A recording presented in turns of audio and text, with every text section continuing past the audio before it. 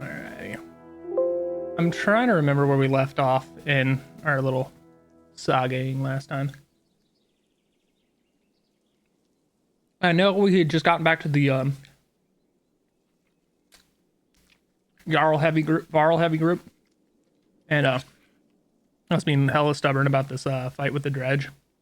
Ended up having to drop the difficulty because I'm bad at the game. And then the Varl king to be actually had just been killed not too long ago by dredge. And then we also met the other party of Alet and Rook, who fled when their village was attacked by the dredge. And basically Rook became the new village chief, as the village chieftain got killed on the way out.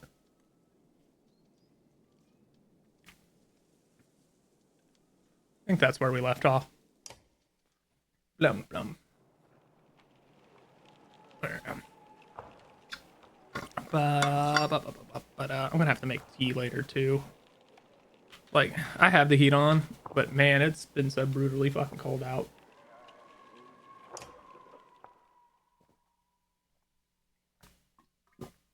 All right.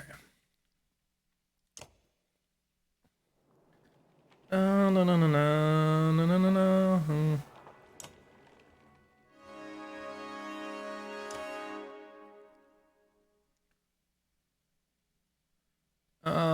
Yeah, I got enough. We can promote some people.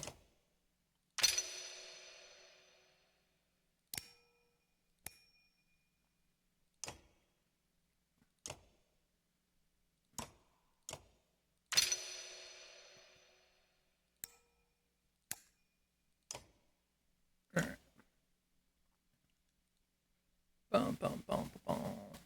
And where's the ready for battle? Oh, is that the training ready for battle? Yeah, hold up. I don't need to do this. Allows you to test your party. Never fights your allies, but they do test strategies safely. All right. So it doesn't do anything other than practice. All right.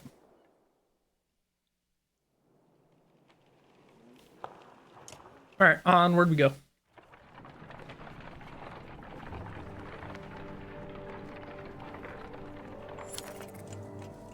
Alright. Mogre comes to you sporting a dour expression. There are more warriors than usual claiming illness lately. I don't think they're faking it. I've seen them vomiting or stumbling around. Humans seem to be suffering from something else too. Some kind of disease. Can't prove anything, but I think some of the rations may have been poisoned. Or you can respond, he continues. Don't spread paranoia.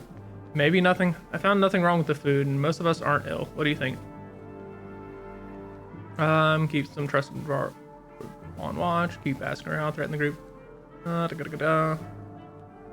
Might not be the food, see if you can find some other connection. A couple hours later, Motor comes to you again. I don't see any pattern to it. Some of the sick have faced dredge, while others haven't. Some admit to feeling tired, while others while others are well rested. Aside from the pains, I don't know. We both agree to keep an eye out for anything unusual.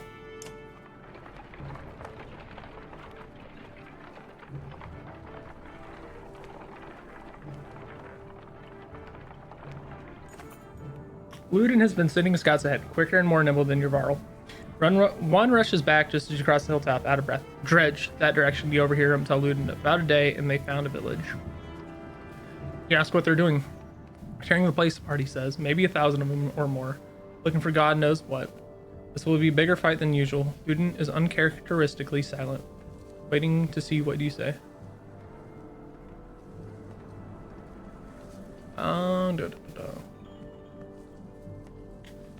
Thousands of them, huh? I'll see what happens. You send a small group of shield bangers to get their attention. They do. Half a day later, many dredge are giving chase up the hill in their plodding sort of way. You get ready to lay waste. Waste. Words, hard words. Okay.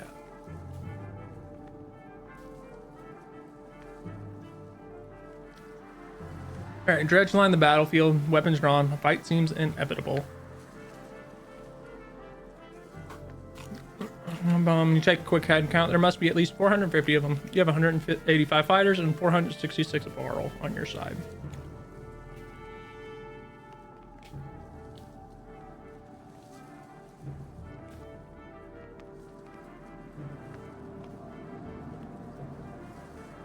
No, this is actually like kind of like crack a little bit.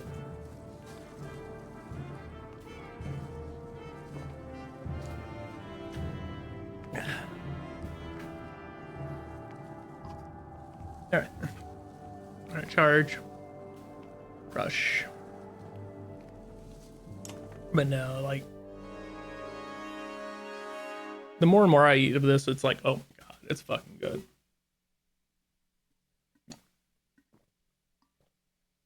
All right.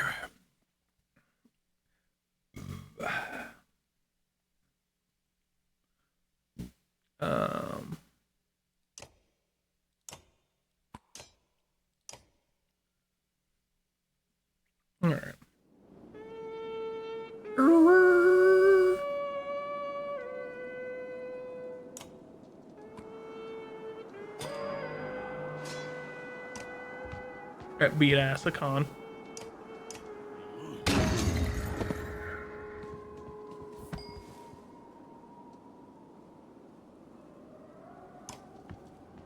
All right, Moger.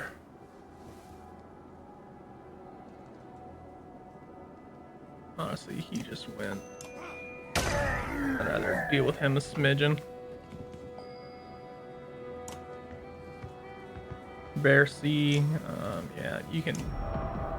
Okay, got it.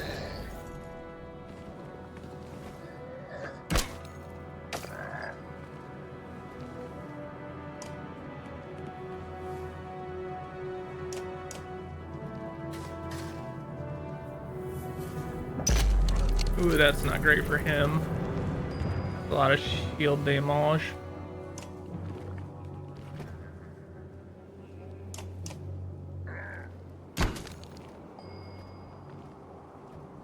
Dun dun dun dun dun dun dun dun.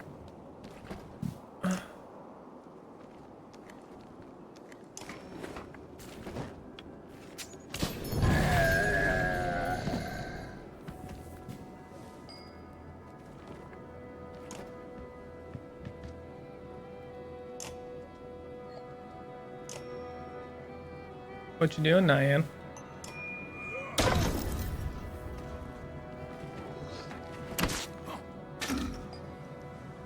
You're trying to get a sniff of my foods.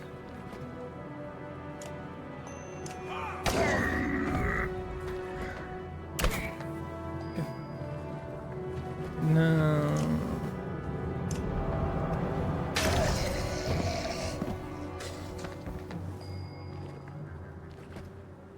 He's not great for direct combat.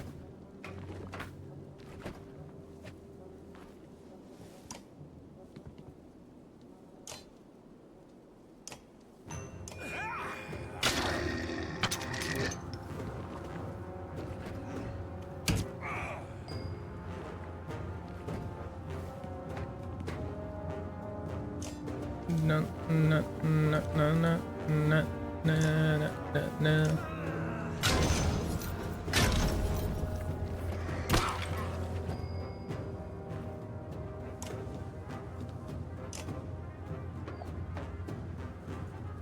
Hi, baby. Meow.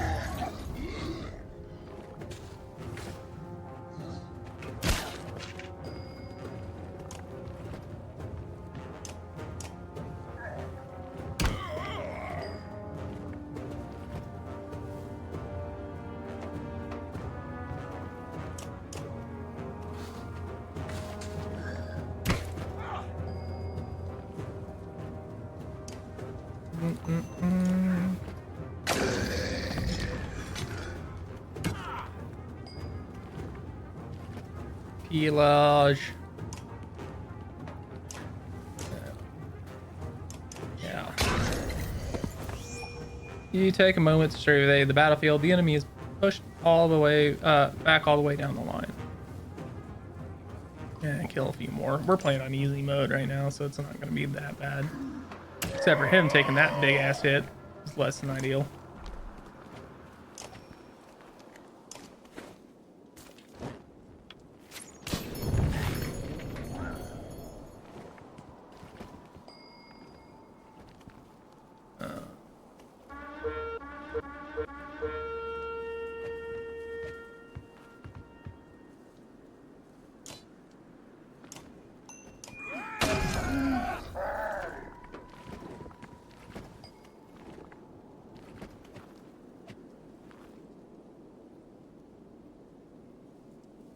Dun, dun, dun, dun.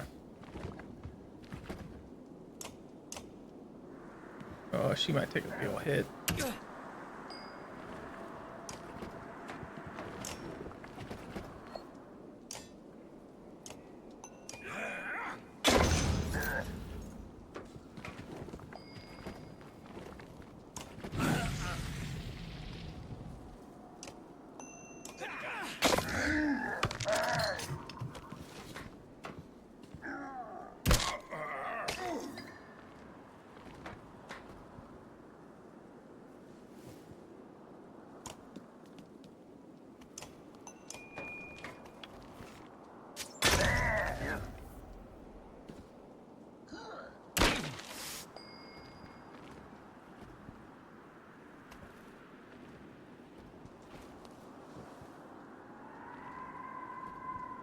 Ba ba ba.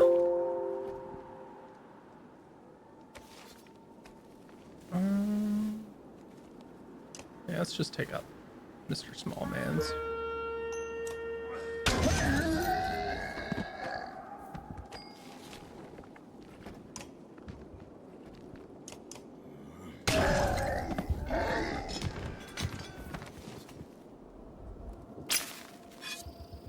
The hell are you doing over there? I don't like the look of that.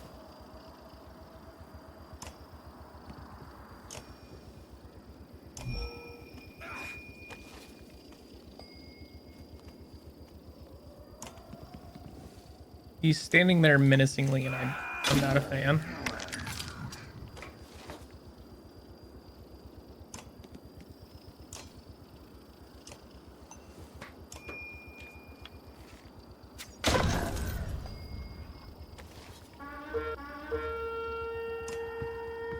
Alright. Beat his ass, sea bass. Okay.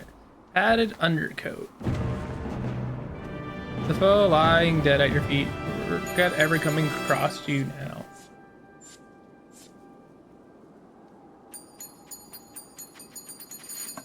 Huzzah.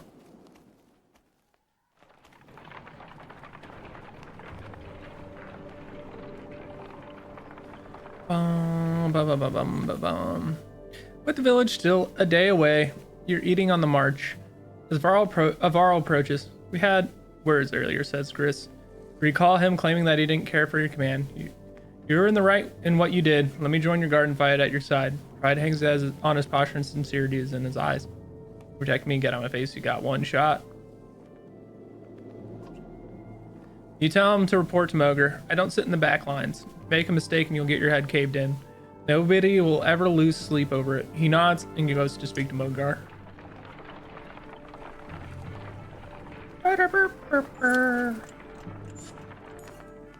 You're close enough to hear Dredge rattling through the buildings below. Pull them out of the houses, Mogar suggests. So I just can't resist an ambush. A better look in the open fields.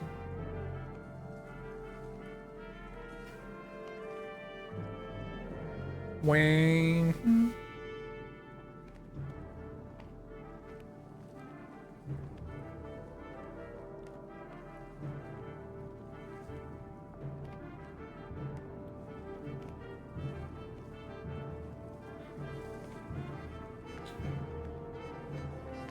All right. Oh fuck it, another fight. Take him to the curb.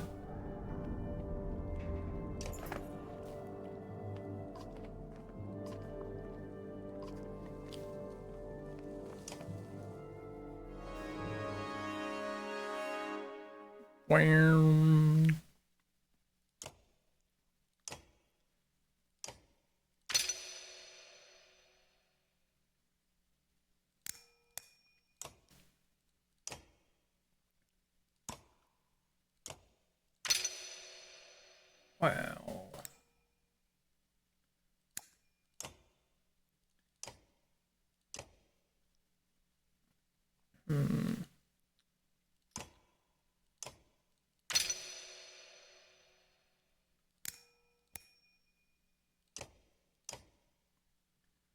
What do we got?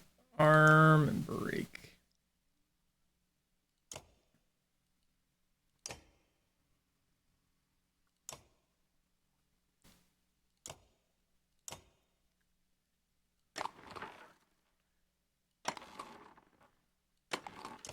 All right.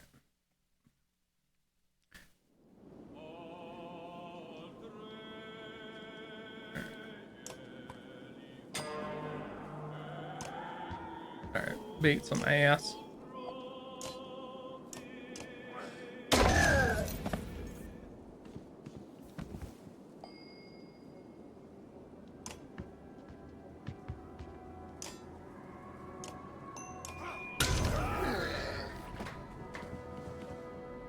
He's gonna do his chanting shit back in the corner, huh?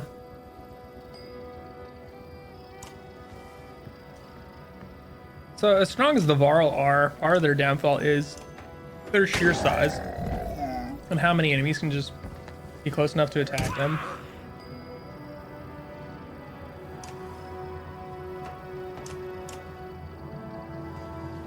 As well as they can block your own units from getting into a good spot to attack.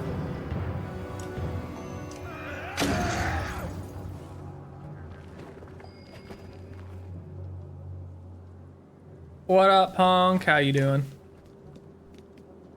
How is your... Is it Sunday? I'm losing it.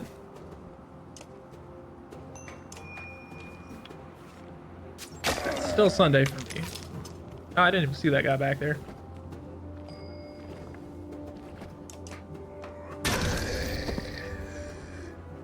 You're good at Sunday? Word.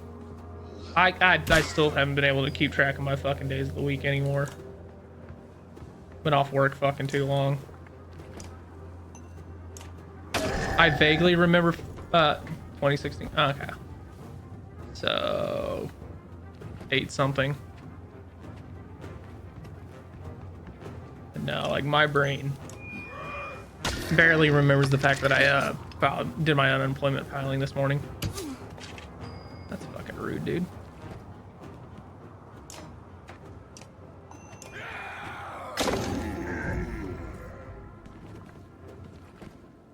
Why are they ganging up on her like this? Fucking dick fucks.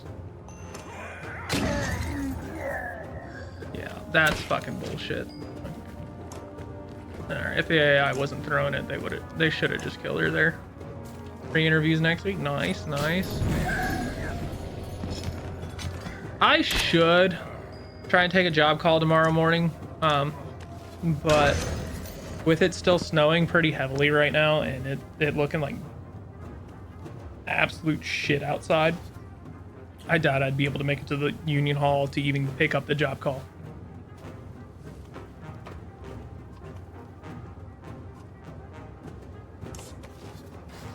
Oh, she's gonna die.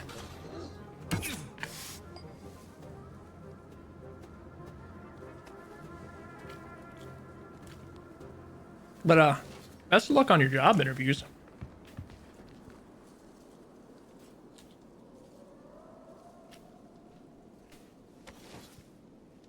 Okay.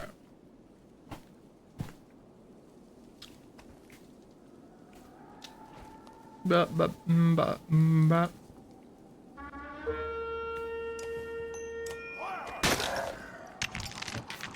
Yeah, she's going down. That's unfortunate. Just the way where they spawned, where she was at, that was just bad fucking timing.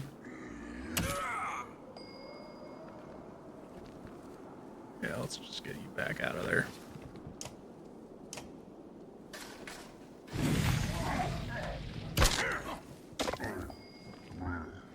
Bruh. Bruh.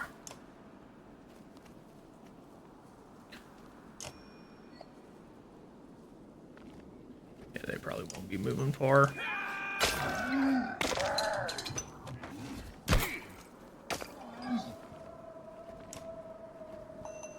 Should take care of him. Cares that United beating Arsenal. Word. I didn't grow up watching soccer, but I can understand the appeal of it, and I understand how big of a sport it is worldwide, as well as how big people get with the rivalries in soccer.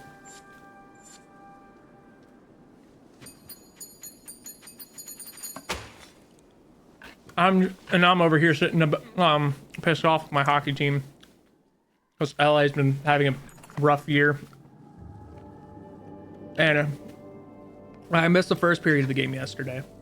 And I turned it on to watch the first like 10 minutes of the second period, and I had to fucking turn it off. It was bad. And they somehow still won it in a shootout, but I like had to turn off the fucking game.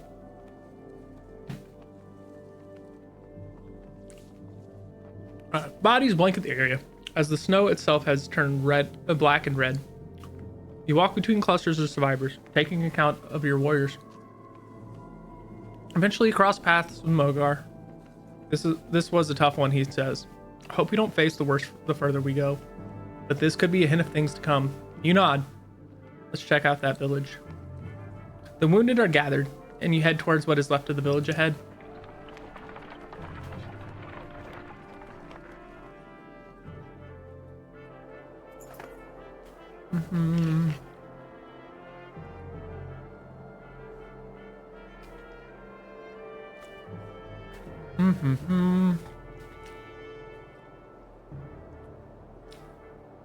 Well, your Giants don't have NFL Giants, yeah.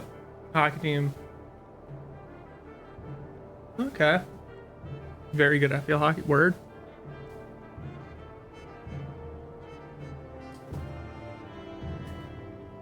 I only got into hockey back in 2015 after LA won their last cup, and I didn't know that when I started getting into it and started following them. I got called a bandwagon fan for that. But I have also somehow managed to pick a team that has not won a single series playoff series since they won their last cup, and the entire time I've been supporting them, which is funny because I give up on football and the Bengals go to the Super Bowl and lose it. But I used to be a Bengals fan because that's what I got raised on. But I stopped watching football a long ass time ago.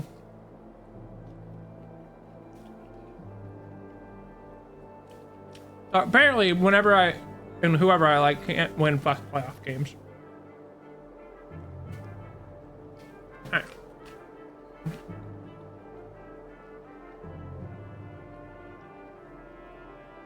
Alright, you wander through the small village. Where there had been the cacophony of battle before, now an eerie silence hangs over the place. Bodies of dredge and villagers make a macabre path to the houses that have been ripped apart as if by a tornado. Ursa stops in her tracks. Hear that?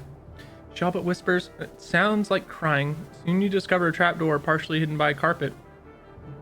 Open the hatch. A woman's scream dies in her throat at the sight of Varl instead of dredge. Men and women both are huddled together as a baby cries on her mother's shoulders.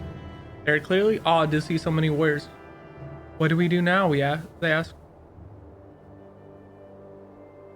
Go to Strand. We'll send escorts with you. Gather a handful of warriors to send back with the frightened villagers. With the path already cleared behind, you shouldn't find too much trouble along the way, but you'll miss their strength in battle. Minus 15 Varl. Eric watches. I almost feel guilty about this one. He says, I know Strand. Even if they make it in one piece, the locals will tear them apart. Not literally, of course, but, well, maybe literally. I might join them. Go if you wish. Then I will, he says. He throws on a pack and soon catches up to the refugees. So gonna start the 24-hour stream next thing. Oh yeah, because of the Royal Rumble. Should be a fun way to start it. Ugh. I don't mind losing to Eric as a hero to use in battle. He was gonna get his shit rocked every time.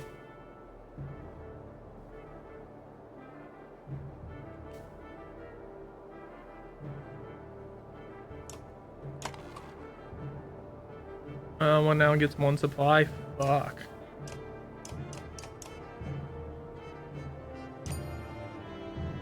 I feel like this supply is gonna be in short fucking order.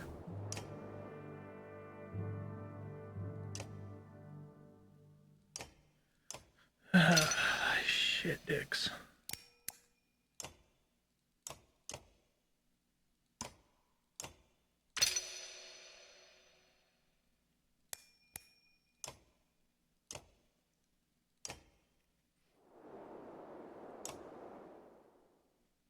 Ooh, 6 pounds, nice. Let's go.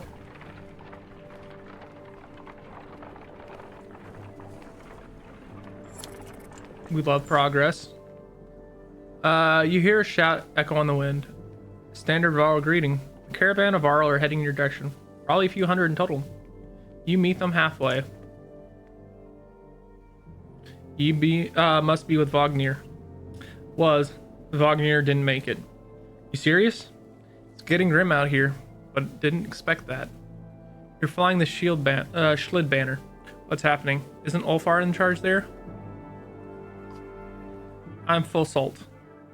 Ulfar's still in Schlid in case he needs to be. He sent me to meet Wagner. Well, you've seen nothing happening in Schlid yet. What do you mean? No dredge. They never came through Schlid. They're all pouring out of Ridgehorn. We only just found out about it. One group went that way. We came here. Ridgehorn? Fort on the bay? The place has been abandoned for hundreds of years. Yeah, maybe that's why they're there. By all accounts, it looks like another damn invasion. Luden forces his way into the conversation. Wait a godless minute. What did you do? Careful now. You be careful. What did you start? You think men don't remember history?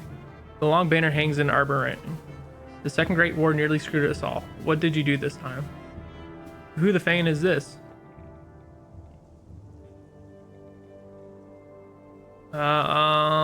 Fuck. Ooh, this is not... honestly, none of these sound like good answers. Luden's head swivels in your direction, his eyes wide. He seems uncertain whether to be insulted or threatened. What orders did Ulfar give you for assault? I'm supposed to offer any support you need. I've got 330 Varl behind me, and Ulfar knows what wants to know what's happening at Ridgehorn. What's your plan? We're going to Ridgehorn. You're coming. I'll have my Varl fall in line. Here's the command. Are you insane? He just said an army of dredge are pouring out of that fort. Go on to Grofheim then, Prince. Having your blood on my hands would be worse than doing nothing. This shuts Luden up for the moment. You can see the battle raging in his head. He looks desperate for safety, but he didn't expect to flee like a coward. He expected you to come along. He glances at his men. We're already this far. If this is the Varl's doing, I'll know of it, and so will my father. Besides, you need my help and my fighters. If I go, so do Ursa and Bercy. With Luden's unexpected flip-flop catches like a swift kick to the shins. Margar can't contain a chuckle. Ha, the prince has courage. Do whatever you like, Luden. Paint me the villain, Hakan. What do I care? I'm sick of you being the only one who do as he pleases in this alliance. These are Varl lands. We're facing an army of dredge. How much experience do you have in these matters? True, mankind has never provoked them into war. You're going for a third. Is taunting the dredge into genocide a game for your kind? You curse and threaten pandemonium. The prince has chosen to be no responsibility of yours. Luden stays, so do Salt's warriors. They join the caravan. Alright.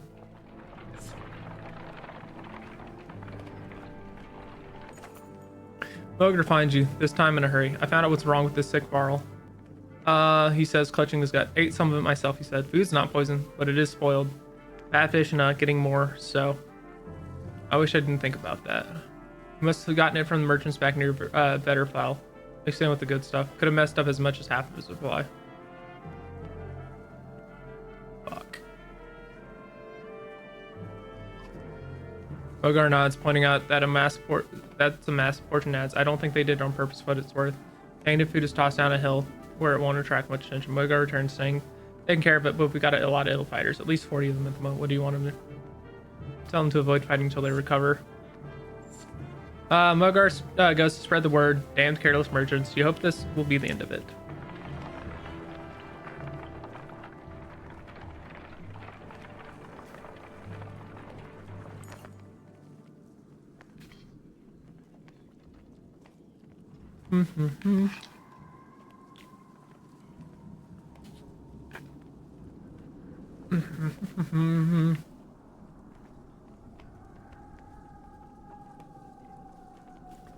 The hike approaching the Godstone is murder. You recall how most Godstones were built on hills, overlooking other Godstones so that travelers could follow them and find their way between cities. It does nothing to ease your pains.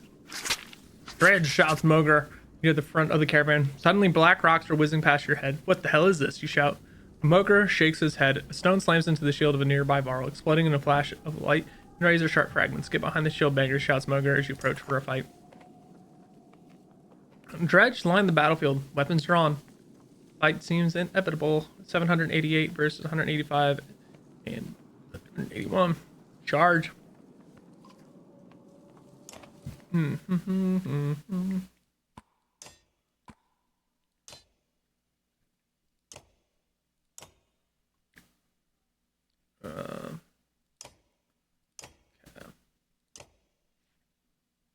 Oh, we have assault.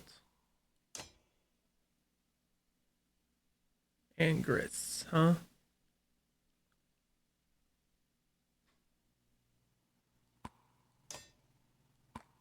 Alright.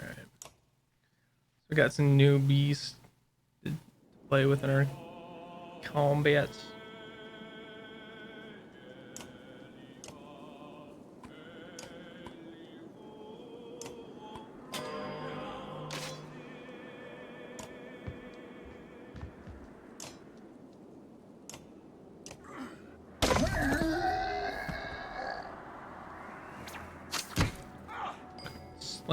Stone throwing dick fucks. Alright. Beat him down.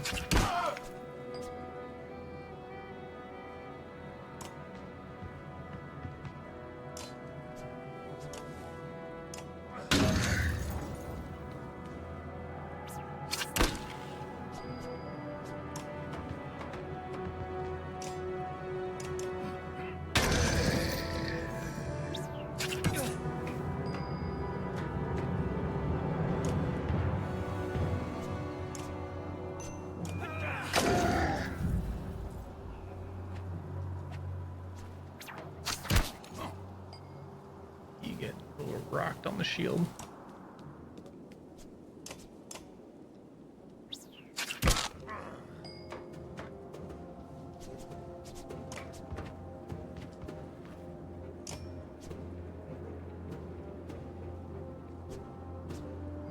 Okay. So added strength and armor to target and adjacent enemies. Yes.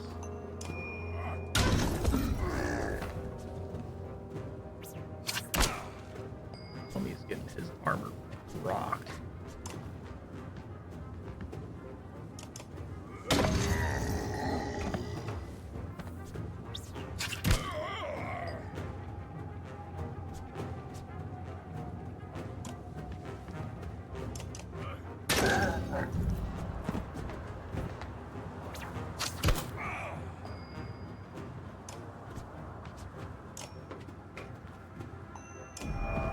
Shit, it's gonna hit on too. Whoops.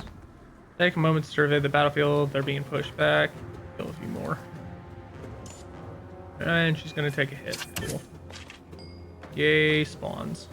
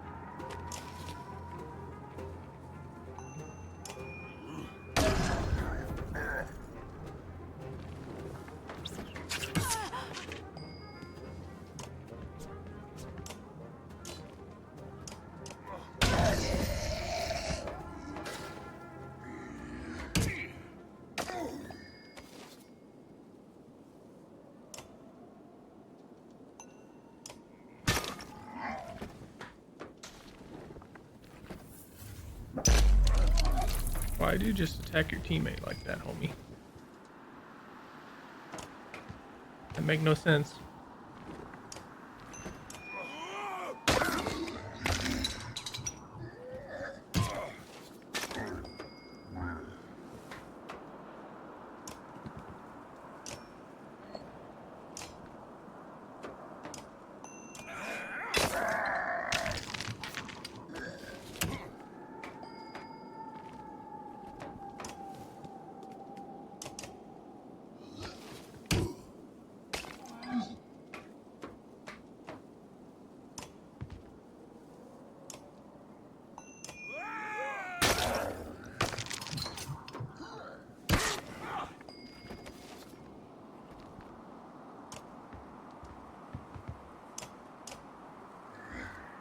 Yeah, he's kind of fucking useless now.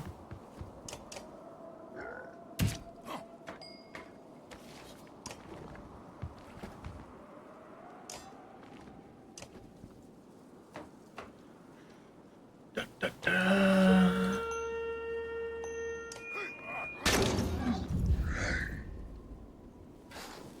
You're really gonna chase him down, huh? Fucking rude behavior.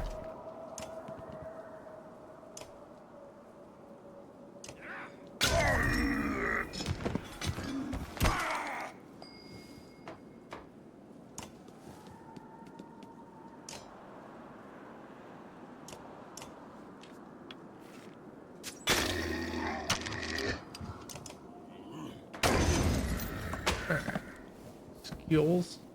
You got a skill from that?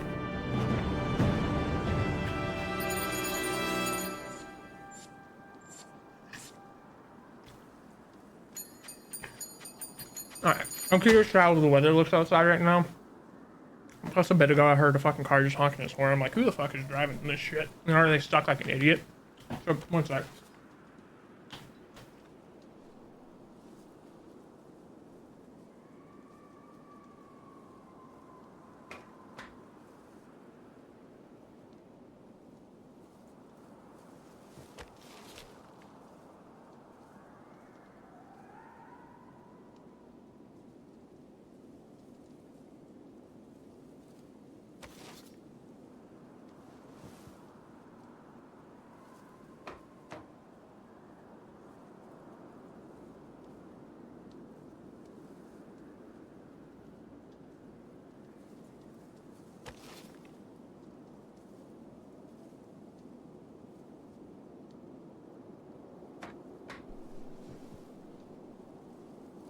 No, someone's actually like not stuck per se looking, but like they're honking for the neighbor, like the baby daddy for neighbor's kid, like picking up their kid, and I'm like, oh, you should have just waited a day.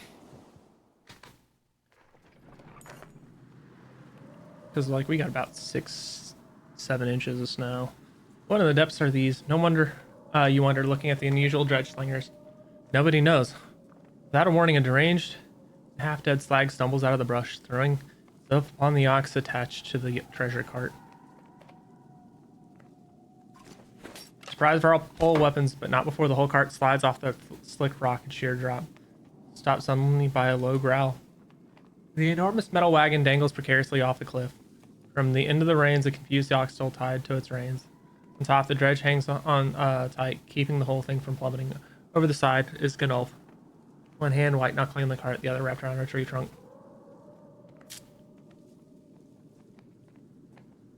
Just let it go, man. My duty, he grunts. He doesn't budge. You wonder how much of this responsibility just finds his reason for living. Come up with a fist-sized stone. It bounces off the dredge's hard armor with a thunk. Just as Ubin appears, huffing, the tree cracks under Gunolf's grip and pulls from the ground. The whole collection of things suddenly disappear from sight. No, cries the old varl. The cart plummets and flips over rocks along the way, tossing its contents across the snow to shower golden gore. The ox and the dredge are torn to shreds. Gunolf lies motionless, his limbs splayed at unnatural angles. Following the shock of Gunolf's death, you find yourself wondering why that dredge went after the ox in the first place. Then you realize the bigger problem is the vast fortune now lying at the bottom of the cliff. Nothing for it. There's no time to stop you. Recall Ubin. Try to go recover his body. With few options, you settle on lowering a man by rope into the valley.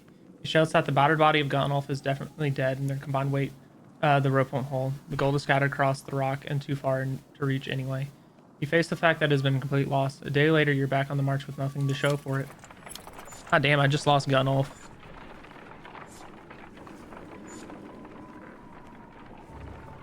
Game is brutal.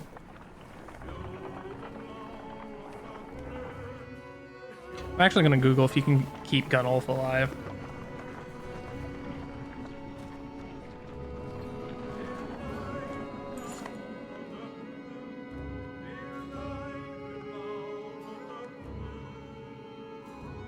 Because I feel like in my first playthrough it did.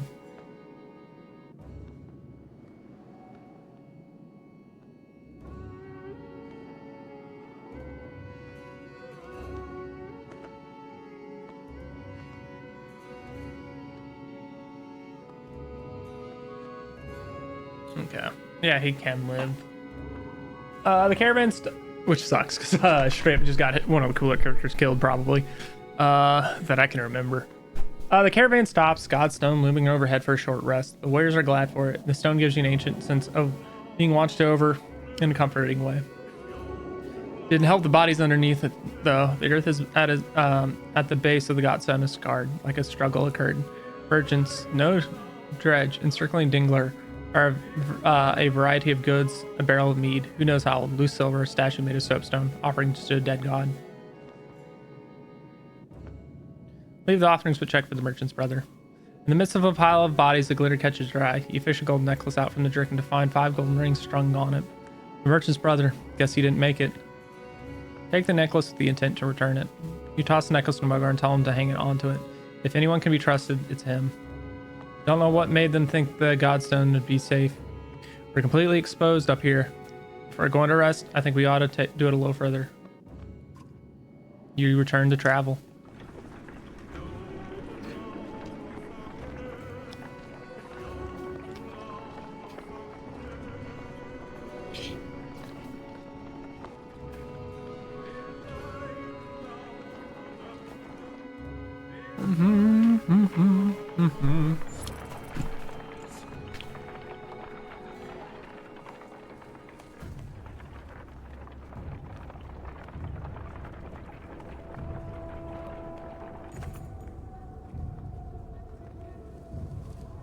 In the distance, you see smoke rising from the trees.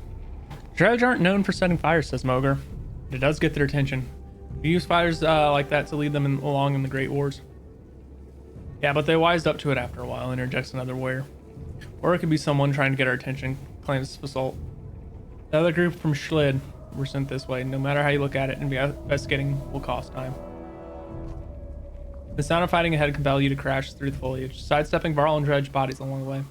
You burst onto the scene of carnage, a vast number of Varl surrounded by Dredge. Explanations can wait. You charge into the fight.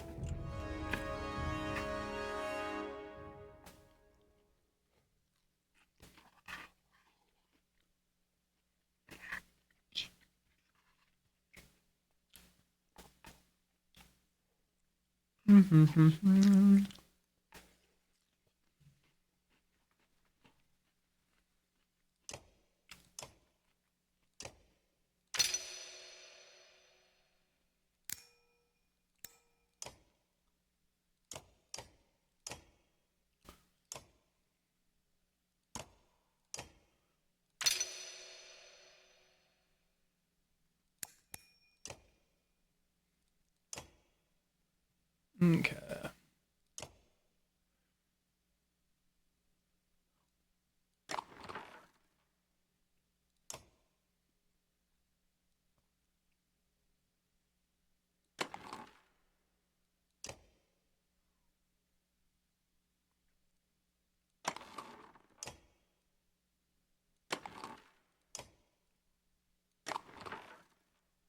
All right.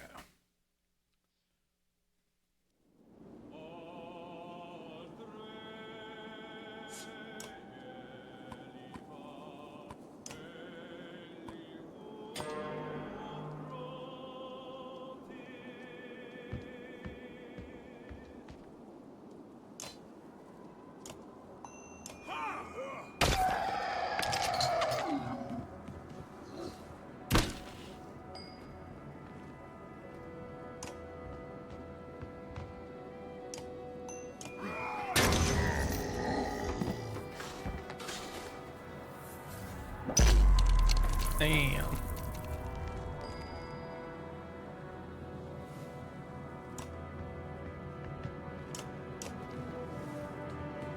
Down.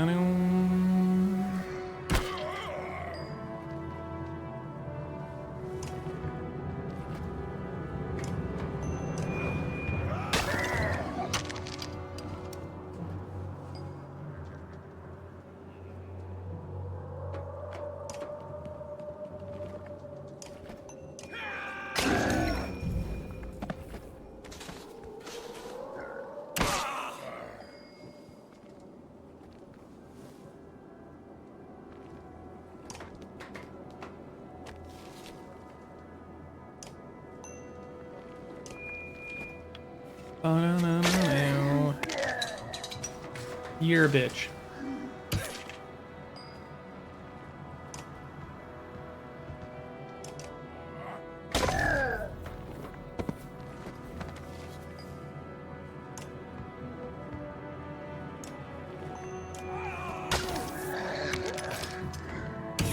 He's gone twice before she got to go again. That's why I hate this fucking combat system a little bit. She gets fucking bullied left and right, and then fucking I can't do shit to stop it.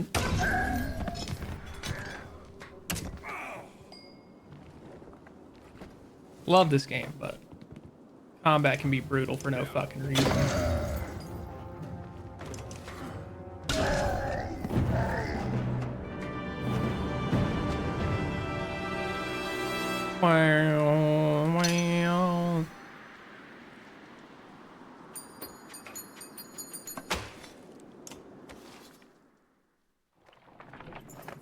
As the fighting wraps up, one of the Varls puts his axe away and puffs on a pipe.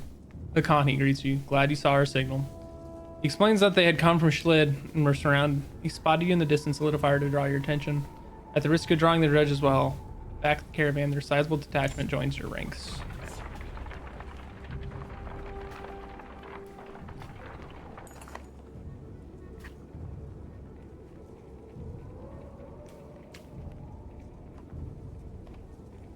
Moger comes to you privately. I've seen some of the words disappearing, he says. At first, that was my imagination, but now I'm certain several have just gone missing, mostly men, but some borrowed too. Can't quite figure it.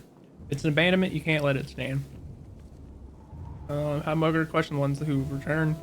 Man answers, personally make an example if you ask Luden if he knows anything about this. Have Moger watch and follow. He agrees, but worries about leaving the caravan unattended. You assure him it'll be fine.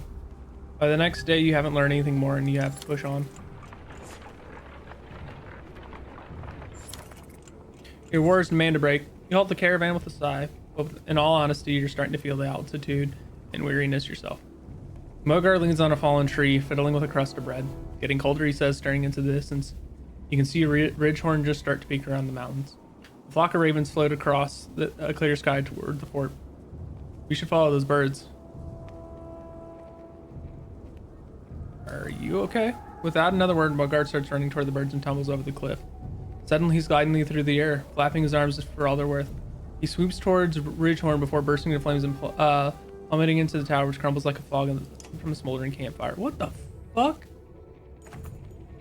You think you've lost your mind, then you wake up. You don't remember setting up camp or falling asleep in front of the crackling rocks. What is going on? You mutter. Mogart approaches you at the campfire. Hakan, did you see that? He starts. Yeah, you both agree to keep it to yourself.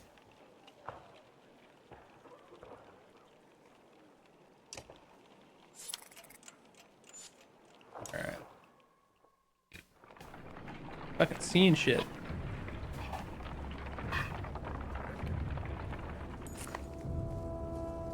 I'm sure you've seen him, Munger says, but we're being followed. Dredge have been on our asses since we left the Godstone. Lots of them. There are plenty in front of us too, but we're just half a day out from the thick woods. We might lose them there.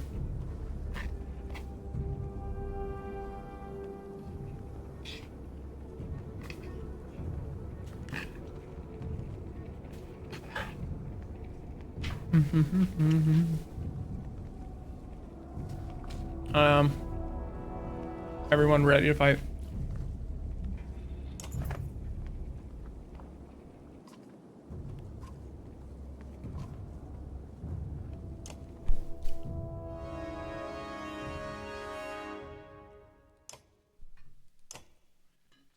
Dun dun dun dun dun.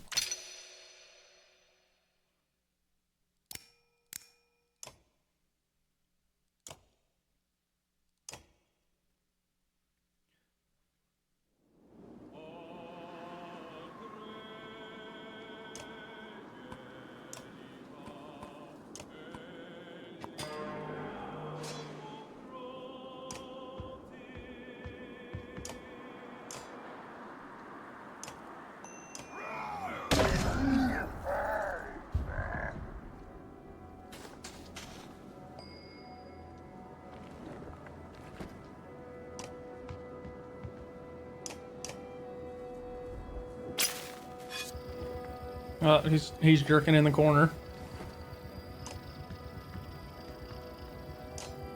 What's your ability?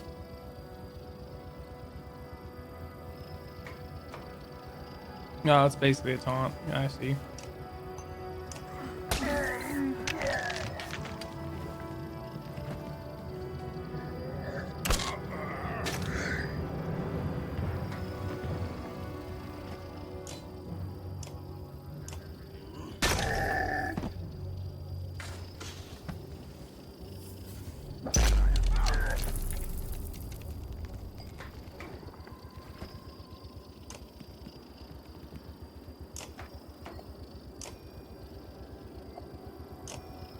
He's got to be melee range for impale. All right. You can't rewind your movement.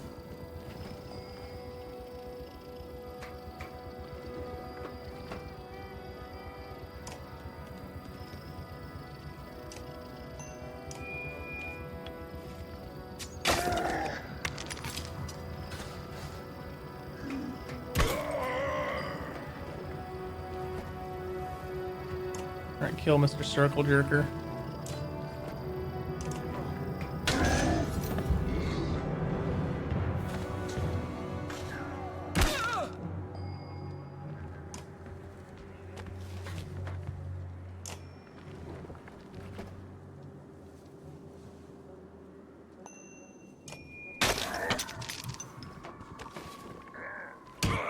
Oof, that's a rough hit.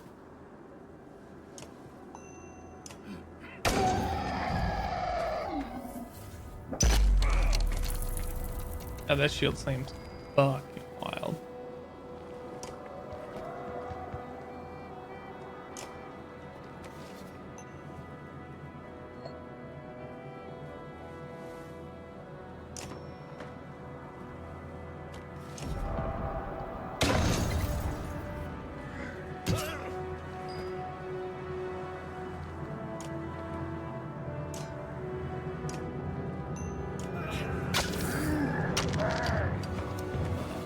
He's going down, yeah.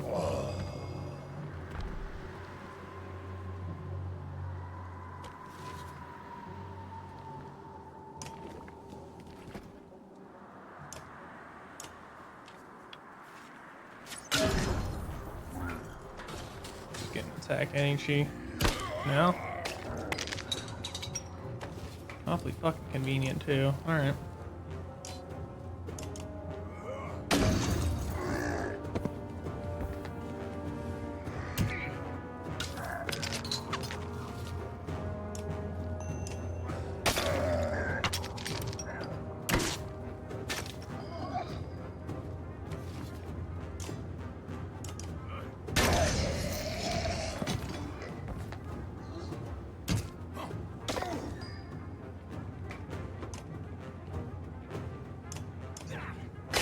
Stab.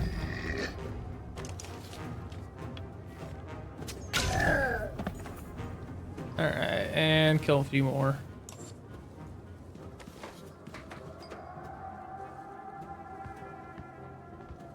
Fuck him up, con.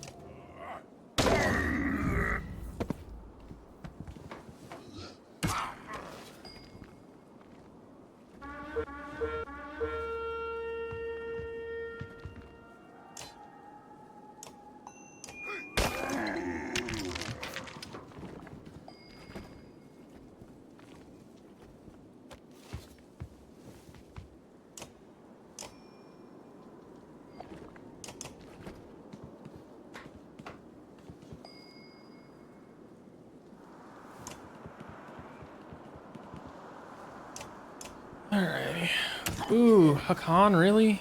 That's not an ideal hit.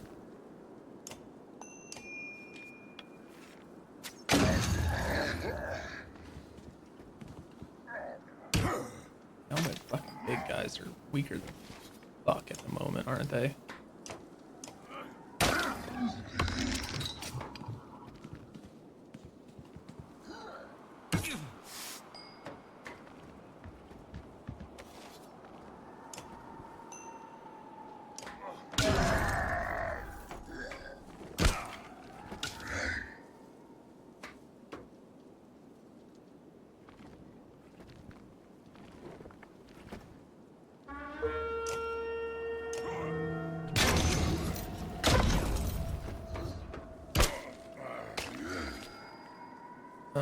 Da da da da.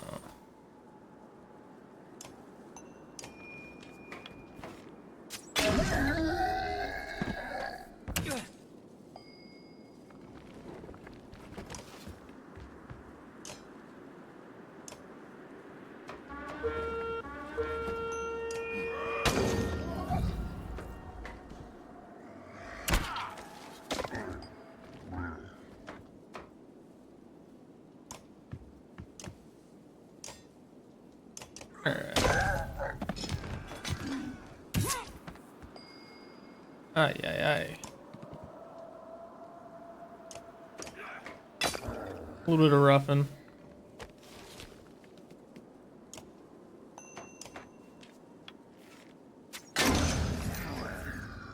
But we got there eventually.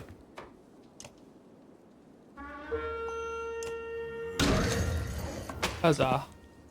Serpent's earrings.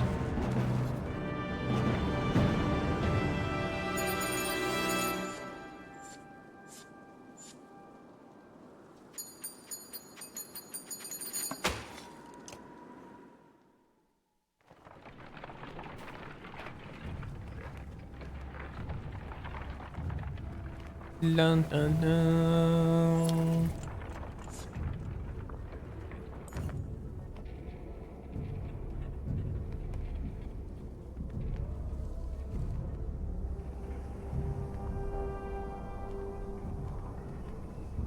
Okay, deep inside the woods, you get the distinct sense that the dredge more or less surrounded you and in great numbers. Their dark shapes create unsettling patterns as they slide between the trees in every direction. At least it's not as bad as it could have been if you hadn't taken out a good portion of them already, you think to yourself. You call Moger around. Get the others ready to fight. The warriors ready to burst from the woods at full tilt, weapons and shields at the ready. Battle cries on the wind. The dredge may have known you were coming, but still found themselves surprised. Just cut one wide-eyed slag nearly in half as you bark orders to engage.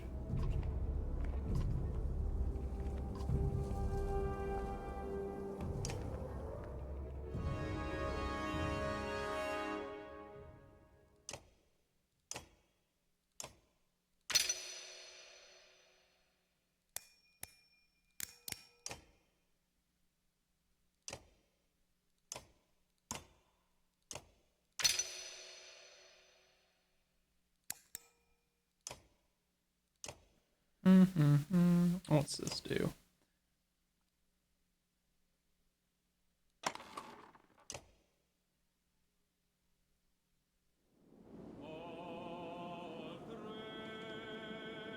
Okay, not too bad. Won't look that bad.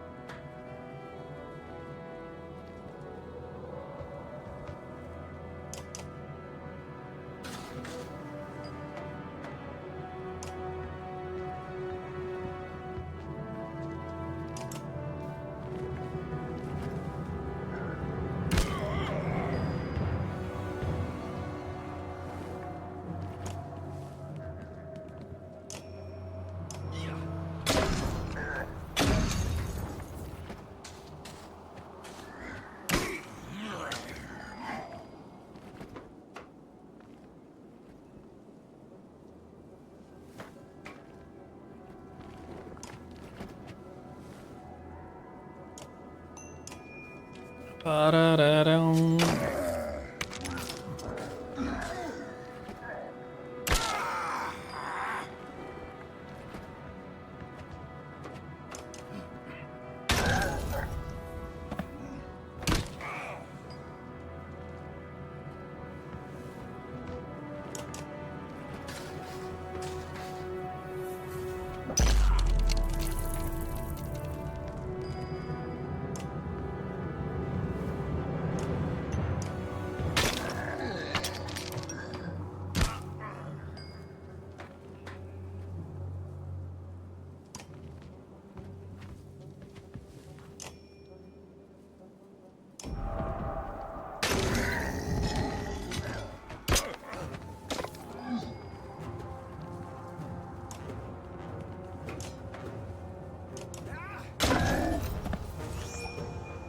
And kill more. And of course.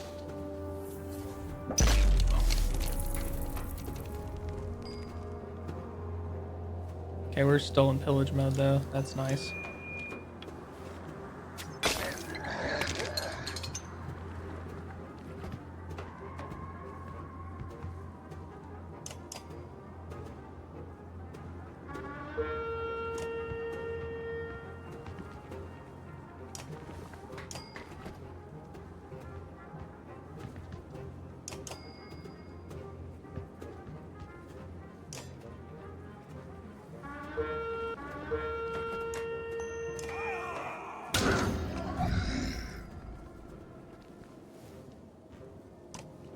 Neat.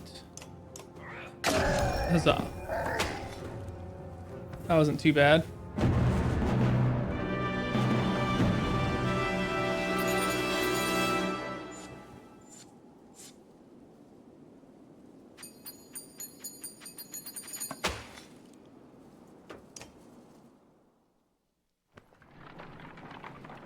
And away we trod.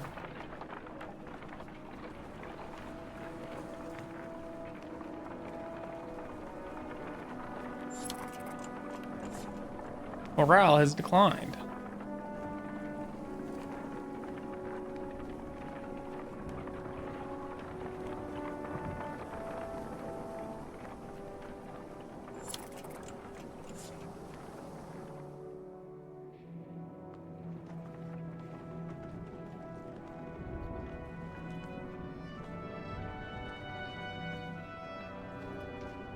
Wee.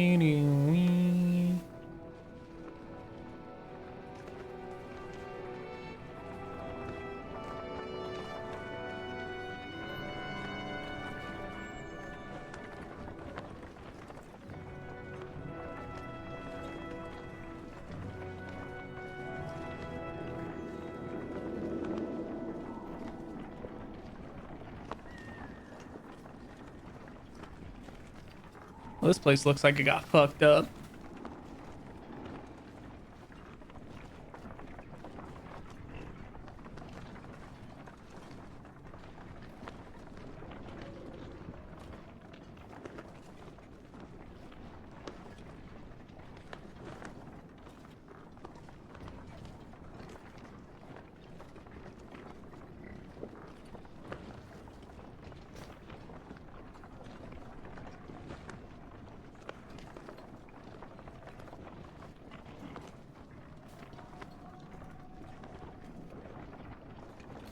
You know, on second thought, it looks like a lovely village to settle down into.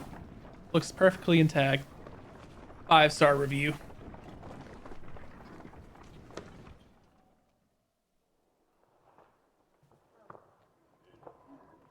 What is this mess about? Looks like a full-scale battle happened, and recently.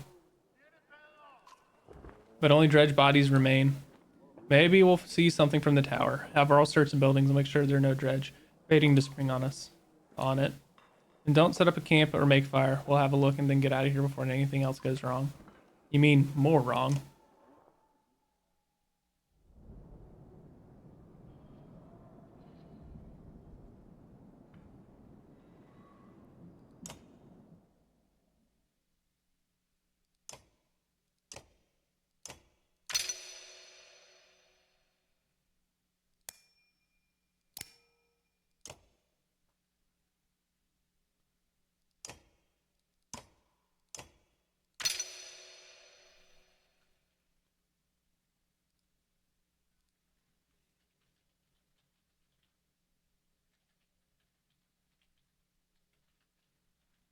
Okay.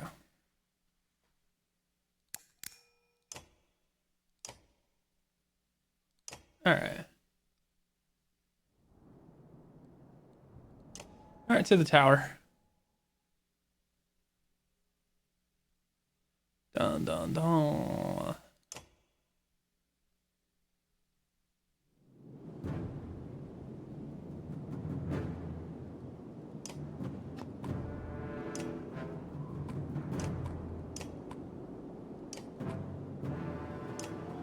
There's a big old gap in the fucking floor. And I fucked up. All right.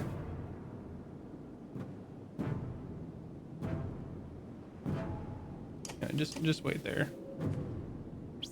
Yeah, he's gonna sling. Yeah. Right.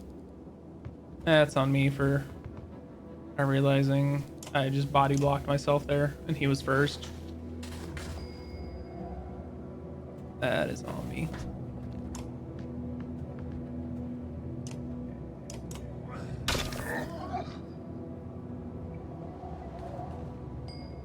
Dun, dun, dun, dun.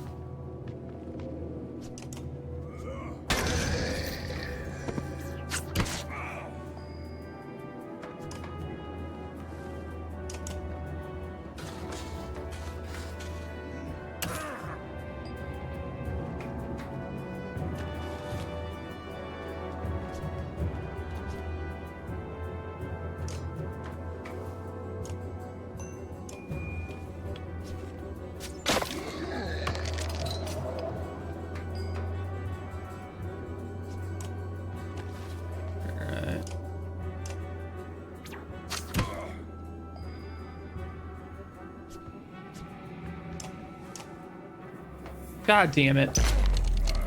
Ah, that's fucking stupid.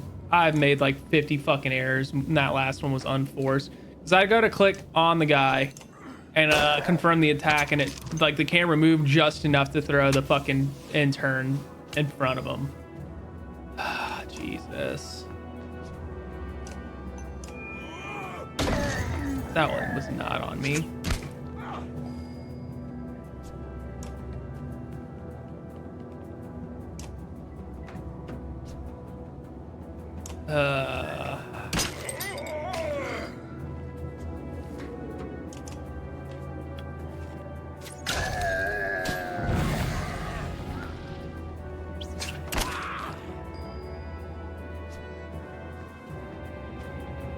Feeling a little salty about that because this guy should be dead. I'll take. Ugh.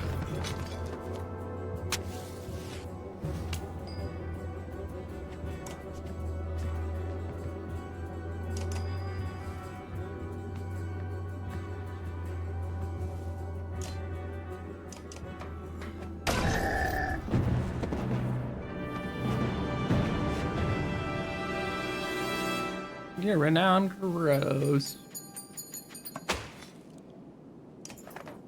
You lean on a crumpled wall, watching endless waves of dredge marching below. Satisfied, Hakan Mograss. The vast number of dredge remind you of the Great Wars. I've seen enough, you reply. Let's get out of here. Mogar stands there with the bodies, the man and woman. Think the slide came up here for those two. Search them. Mogar leans down, patting the man's tunic. He stops, frowns, and then presses his ear against the man's chest. This one's breathing, he says, pulling the man upright. She wasn't so lucky, he says, looking over them. The clang of metal reaches you from the courtyard below it, muffled by the thick snow. You curse, quick back down, bring the live one.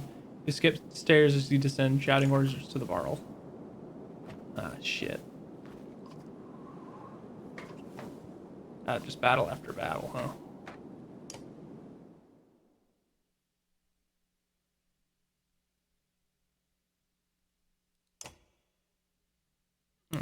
Do not have enough renown to...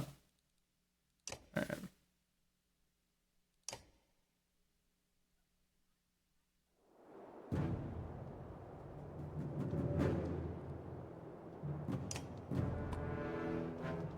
Hakan is first, huh?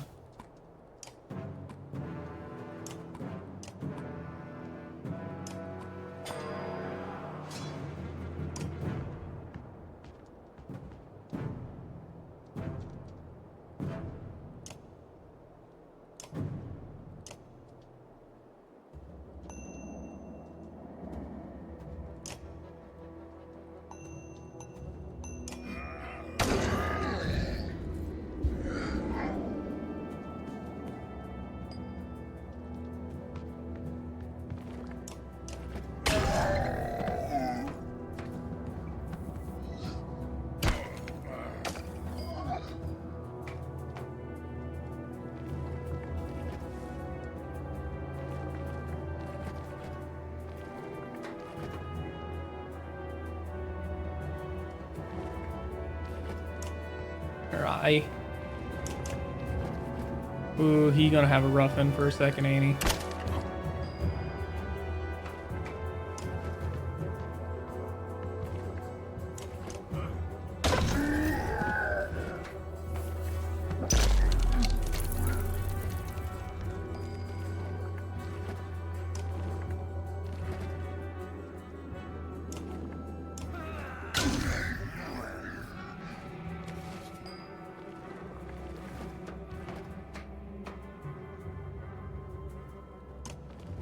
Alright.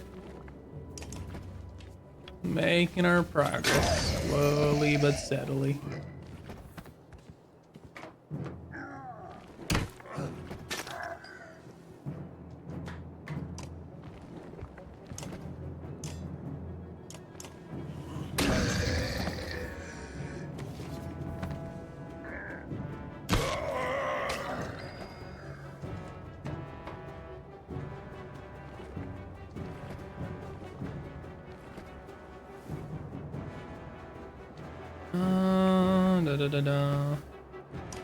The one that's not as hurt.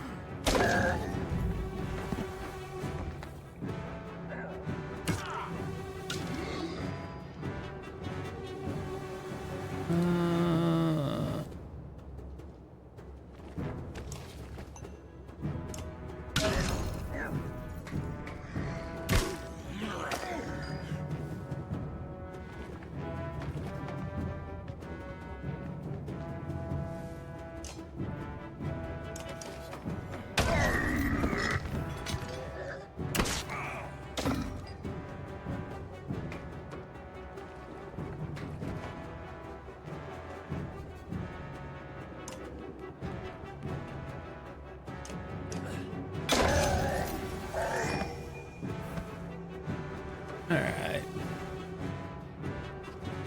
A few more as they flee.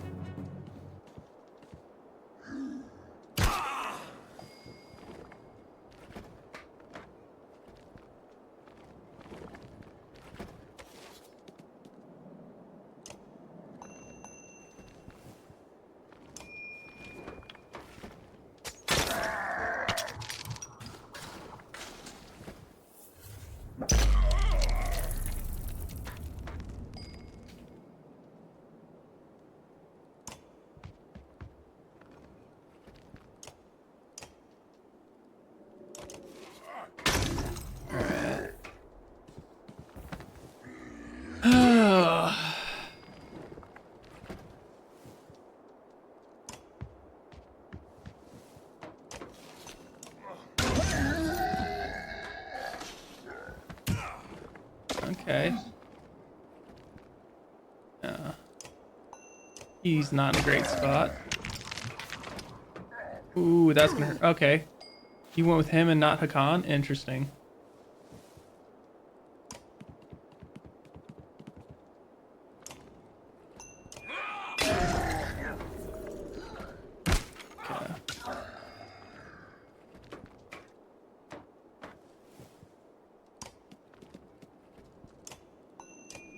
Okay. He's probably gonna go down.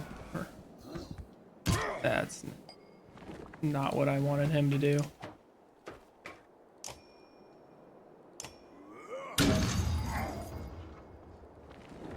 Okay.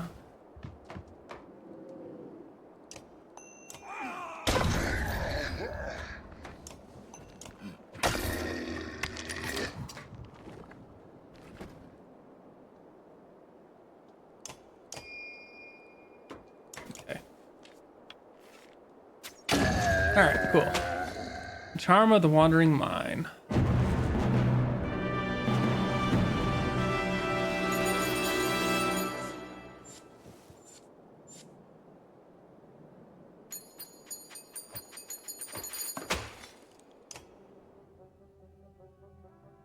What's going on? I had one eye on the fight. Next time I looked down, dredgers swarming the courtyard. Can't tell how many more are waiting out there. But it's a lot. If we're getting back across the bridge, it'll be a fight. Any options? Not really, unless you want to wade into that valley. We're going to have to leave the same way we came in. Khan, I think you should take a look at this. Nearby, the man had been bundled and laid near a short wall protected from the wind. I think this man is a mender. That raises more questions than it answers. That's right, I knew his look was familiar. Spellweavers and Ridgehorn? Why? Maybe they knew something about what's happening. He's going to tell us anything, we need to get out of here alive. Let's go. Hold on, we got tired, a lot of tired and wounded. Hakan, this is going to be rough. Each day we wait means more dredge or another ambush where we get snowed in. A heavy snow may act in our favor. We can get past the first line of dredge and lose the rest. I agree for once. I don't have any intention of staying here. Here, look, it's your call, Hakan, but we can't cut and run on this one. There's one eye and if Varl fall. If Varl fall, if anyone falls fighting here, they'll be left behind.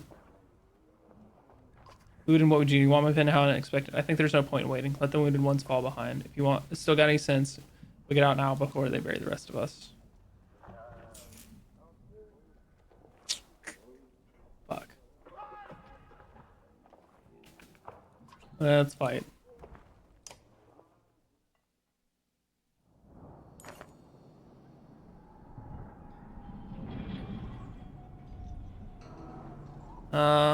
Strike hard. Fuck it. The warriors gather to row shield bangers at the fore, move quickly into the fray, attacking the dredge in familiar formations. It goes well for a time until you realize there are way more dredge than you'd attack with a force of this size. As you push into the fight, you hope your endurance holds out.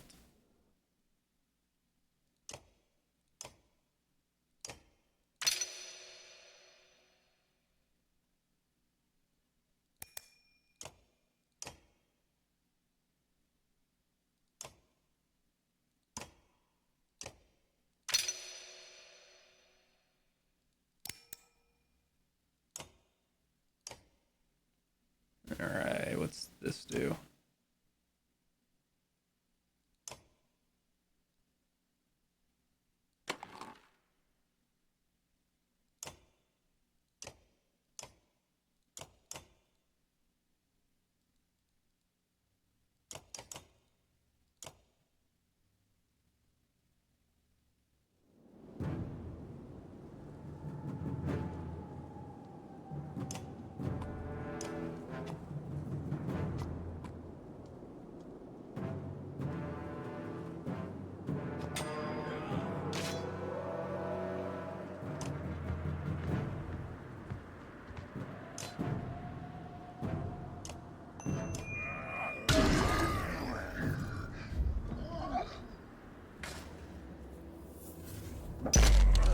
Oof.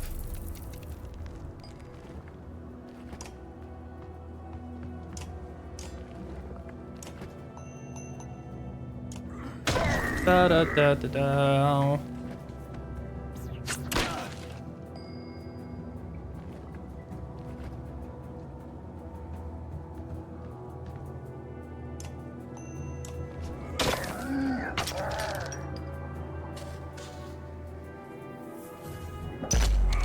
Okay, oh bag. A little less shield slamming, please.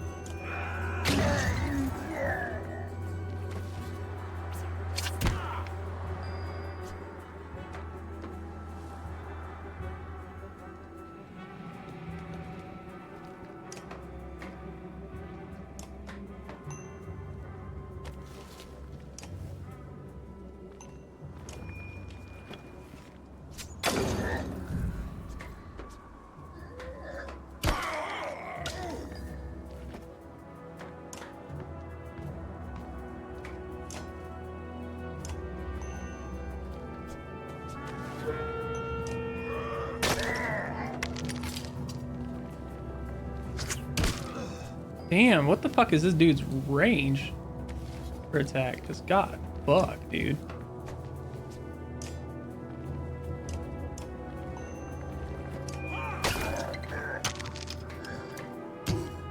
God, you do that one.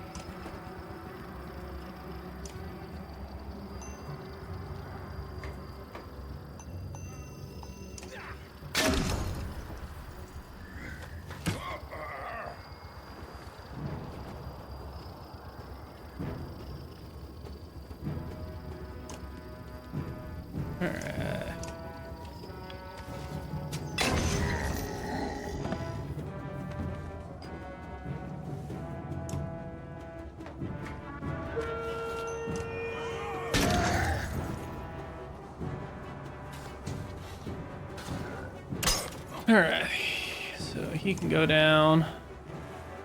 At least in pillage mode.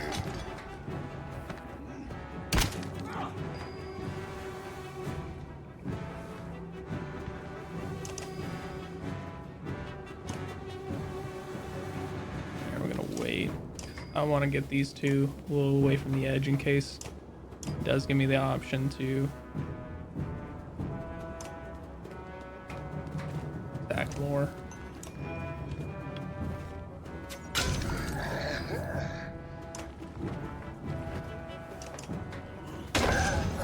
Alright, because if I can attack more, I'm going to. I would like to keep as many people alive as I can.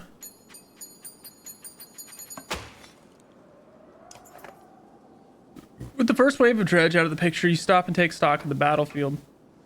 Your warriors are doing well as you could hope. Fortunately, there were enough of them to pull off. The dredge are furious, but falling quickly. You think you can safely outdistance them at this point.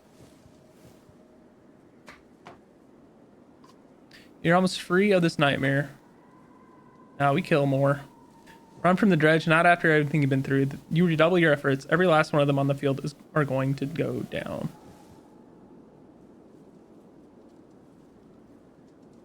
Okay.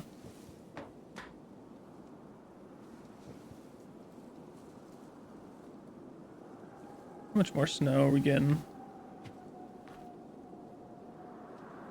Maybe another 1/4 inch.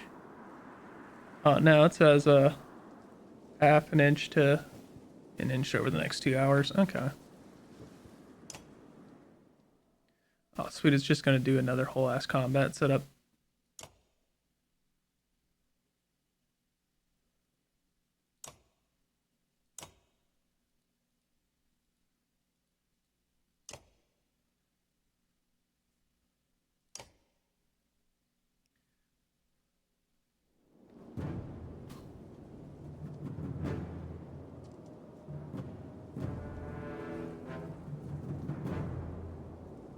Where's Hakan?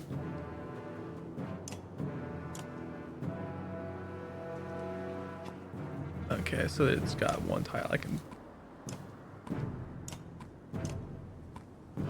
Alright.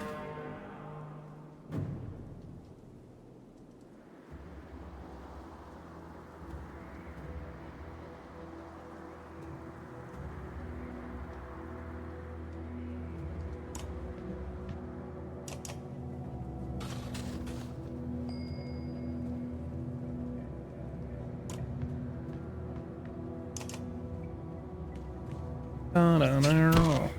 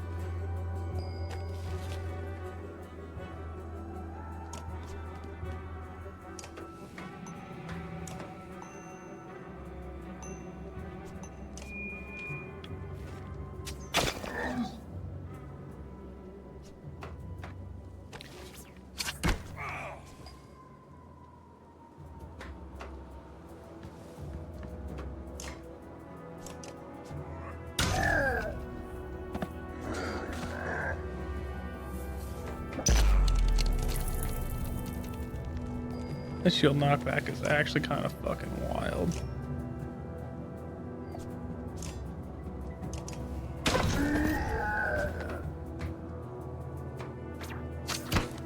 He is getting bullied on that armor, and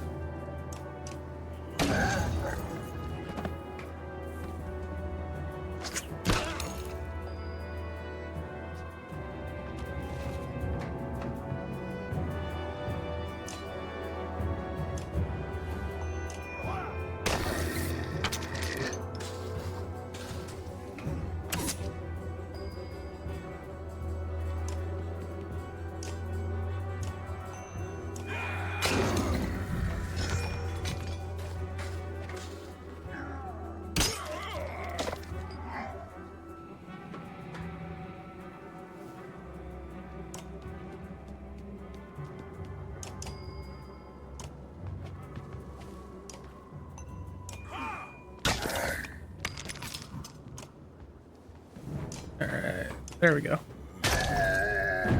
Huzzah.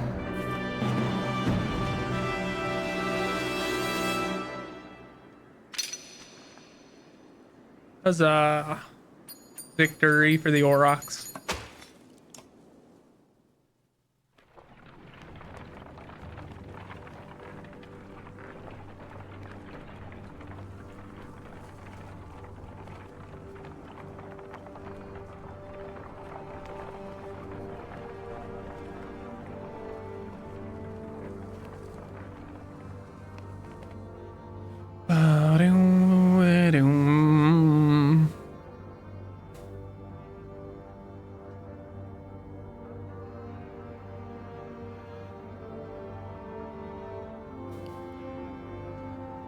Okay, we got back to Grofheim.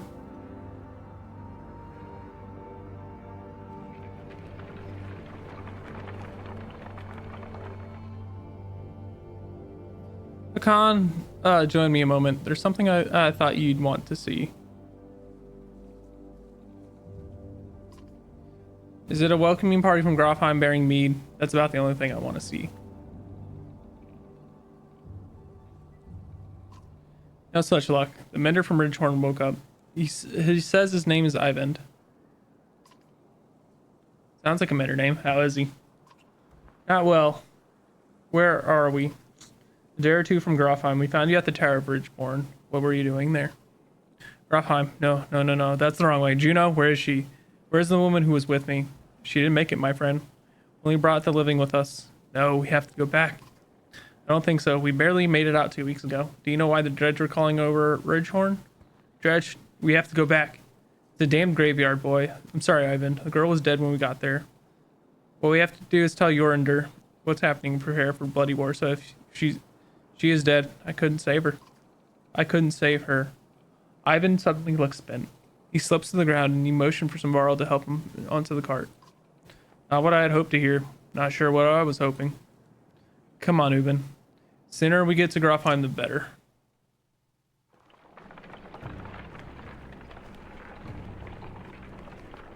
Dread grips me as we approach Grofheim. None of us expected to see a city unscathed. But what we find steals the very breath from my lungs.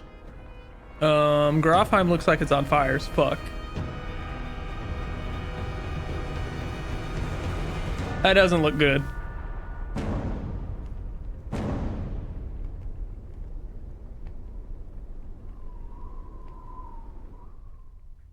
Chapter 4. Lest they not come home.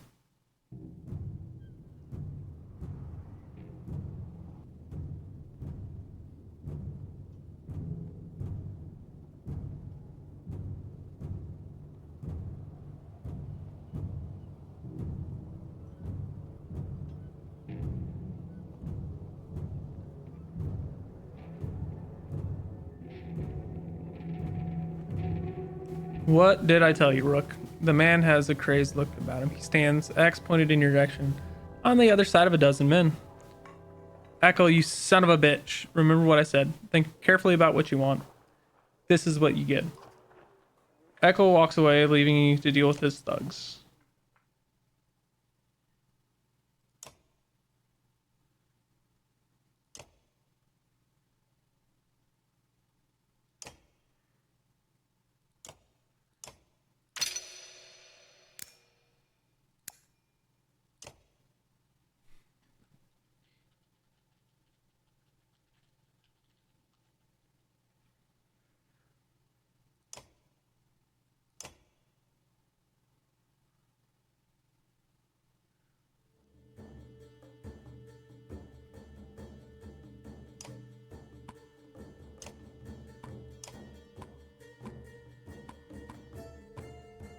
Can click. Oh, there we go.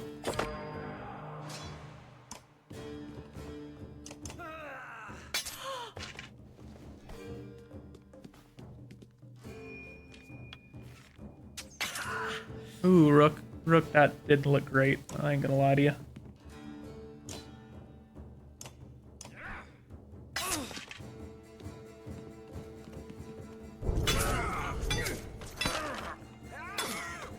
That doesn't look great for him either.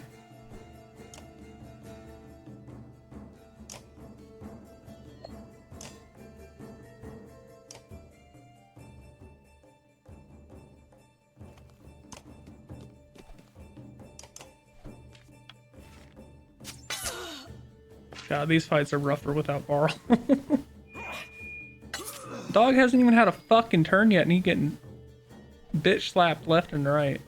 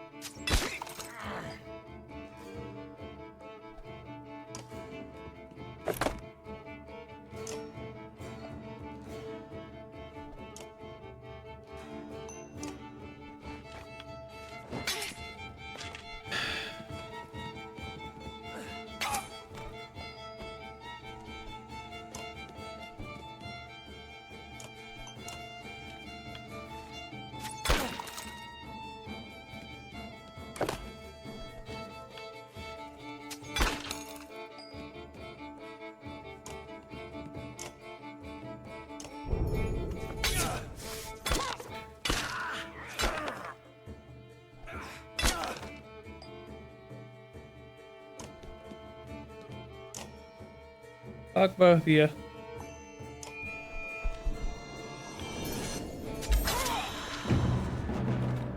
There we go.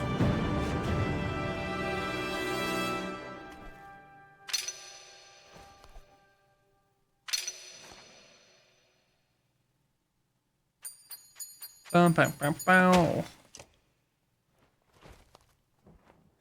Hate to admit it, Rook, but you're right. We can't stay here. If we're not murdered in our sleep, it's only a matter of time before the dredge find their way in. There's nobody defending these walls. You spot Alette looking at one of the thugs. She cocks her head to the side.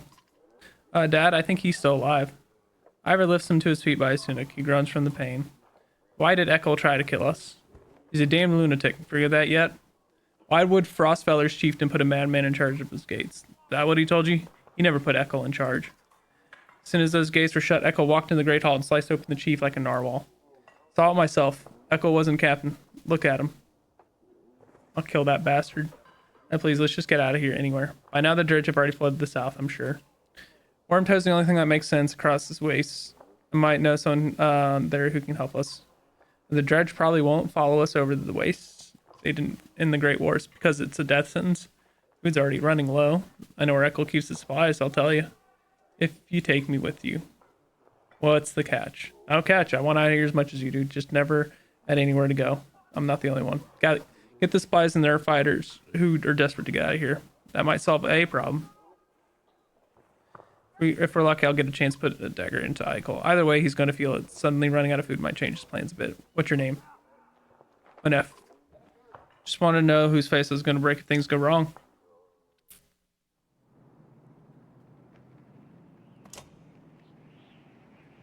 Alden's razor.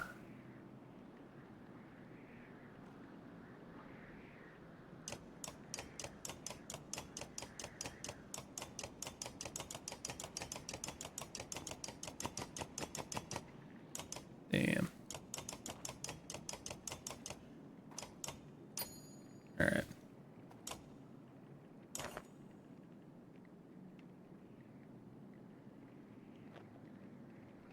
Nephilim to an inconspicuous building. This is them, he says to the handful of guards inside who lower their weapons in a concealed basement. Find an enormous store of food. You know what? We're gonna be greedy. Feckle shows in. I'm gonna kill him. Hauling the entire store of supplies out of the basement takes more time than you expect. Each moment you imagine Eccles men around the corner. Yells in the distant mark that fear becoming reality. You get the others and merge. Time to be in the battle. Yeah, I don't give a shit.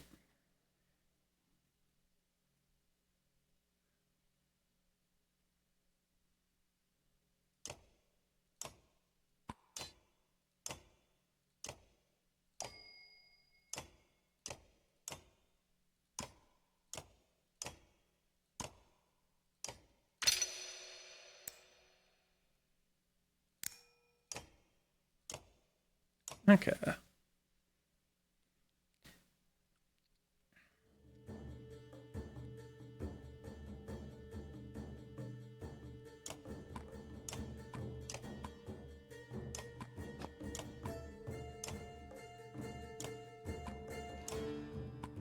Alright.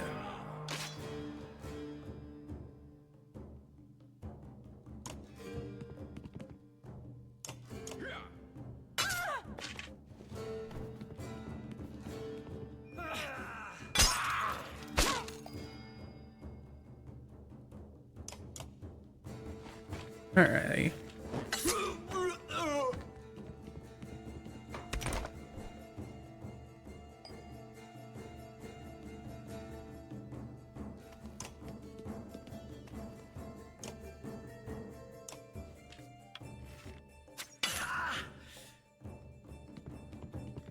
They don't know.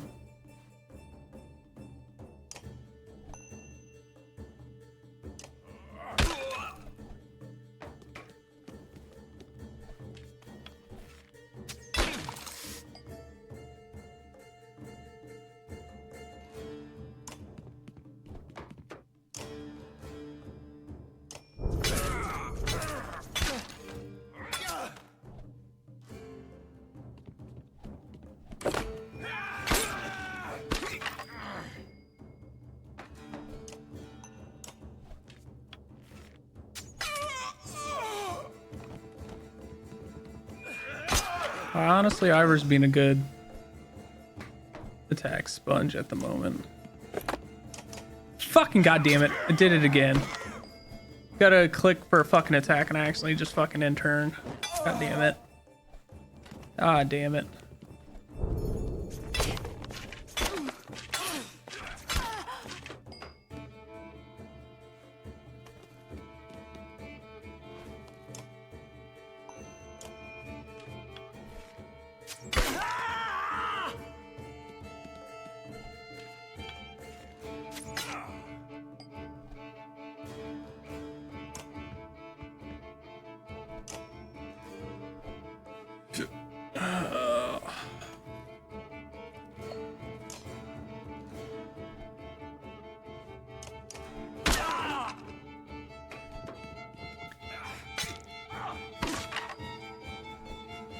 Really just trying to give it kill Ivor, aren't they?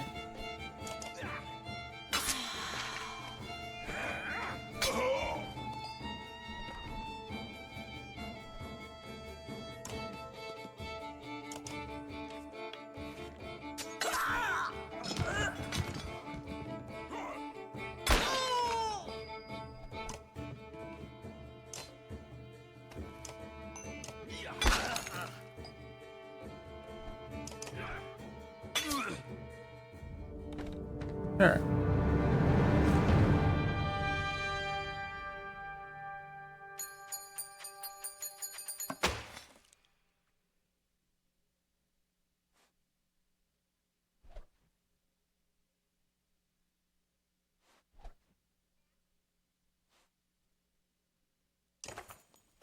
Before long, the last of the stores is cleaned out.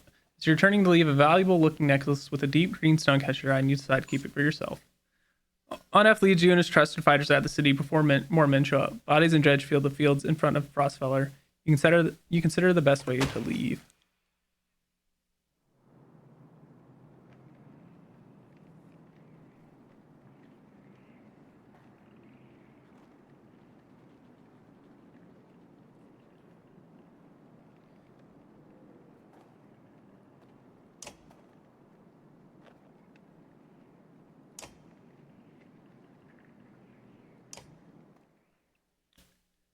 see.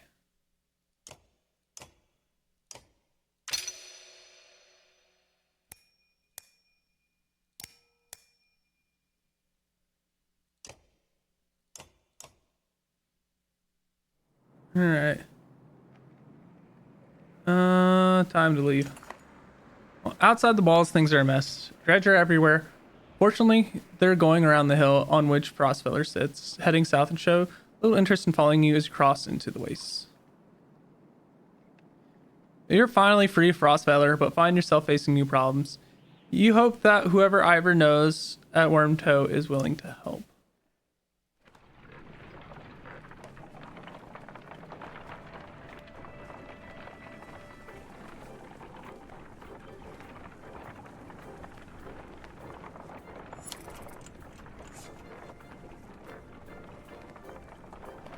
Okay, we got 35 days of supplies.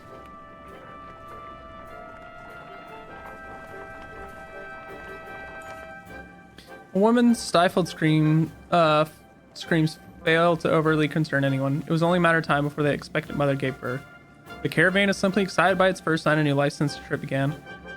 Call for day rest, honestly. The baby's cries replace the mother's. The entire caravan cheers. You raise your drink to the family, saying, "Tomorrow we rest and feast to the strength and long life." Again, everyone cheers, glad to forget their worries for a small time.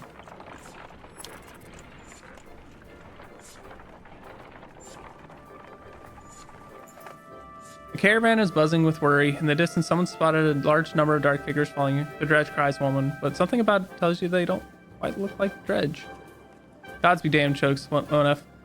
Worse than that Dredge, that's Ekel. News spreads throughout the clansmen like wildfire. Ekel, why would he start so oddly unless he's after you, Onef? He's insane, interjects Onef, and unpredictable. It's a good number of fighters with him. Your mind races.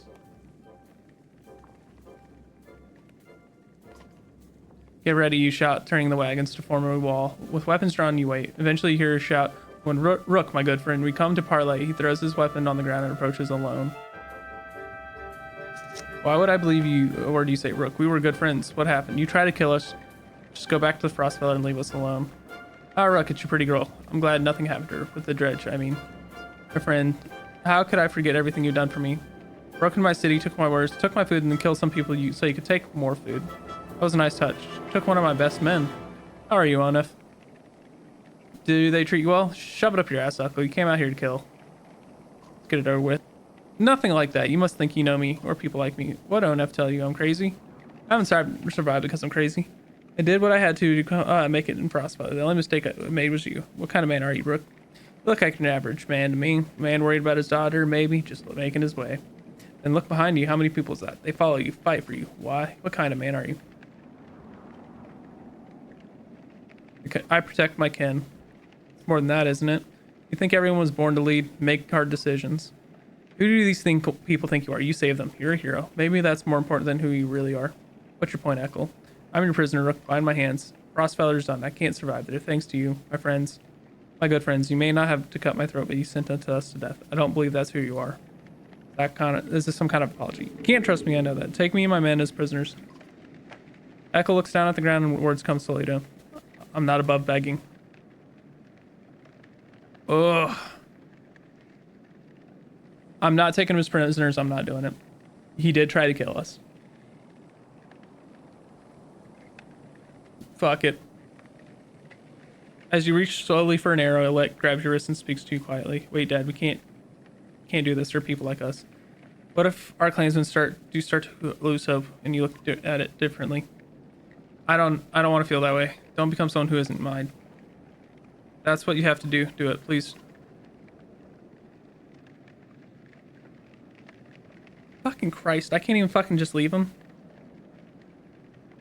I'll only take them as prisoners. Listen, Ekel, we'll keep you alive, but look, one man, child, or woman or child the wrong way, and every last one of you gets cut down on the spot. Do you understand? Maybe reckless, but I pay my debts. These people are right to follow you, Rook. You're a good man. Have each man's hands bound tight and learn the bodies checked for weapons, making sure there's no mistakes are made. Can I just have fucking left him there? For waste of goddamn resources, in my opinion.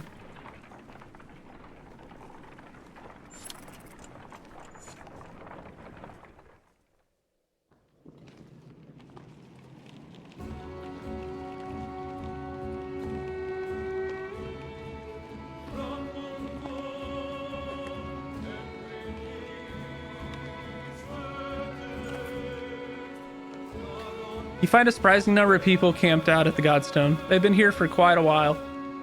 Ever since the sun stopped, apparently they think Radomir, the sun god, has come back, and they're worshipping him despite the bleak environment.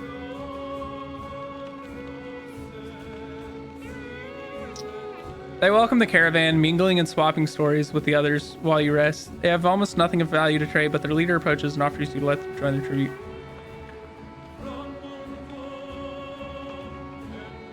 Accept their offer. Ask what the tribute involves. Slightly decline. Accept their offer. You bravely give the offer a chance. When you apply the oil, your skin starts to burn like hot brand, but you bear it. It doesn't reveal any secrets of the universe, but the worshippers are impressed by your courage and give you more oil to take. Move along. You make your excuses and are soon back on the road, somewhat relieved that the worshipper showed no interest in joining you.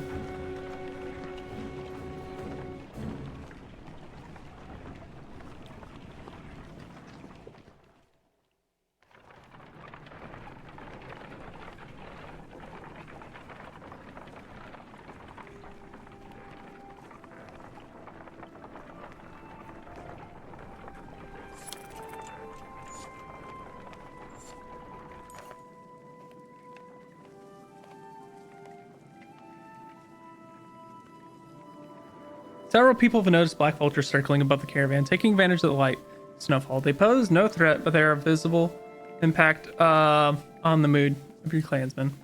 Next time you look back, Oddleaf is firing arrows into the air, which nearly tag the birds once or twice. Get lost, no but dead down here. She shouts to nobody in particular. Join her in shooting at the vultures. First person to knock one out of the sky gets their wish granted, announced. Several of the caravan give it a try, including Alette. Enjoying the sport and turning around morale. It's no big surprise when one of Oddleaf's blue feathered arrows brings down a bird. You know, Oddleaf says Oddleaf scanning the caravan. A lot of these women, they could do this. You could tell from the look in their eyes she's excited about the idea. I'm gonna start training them to fight it. Sure, why not? You can always use more fighters. You tell Oddleaf. If Alette is any proof, you know how to train someone with a bow. Oddleaf gives you a smile. She heads off to some of the women in the caravan, showing them the vulture that she shot down.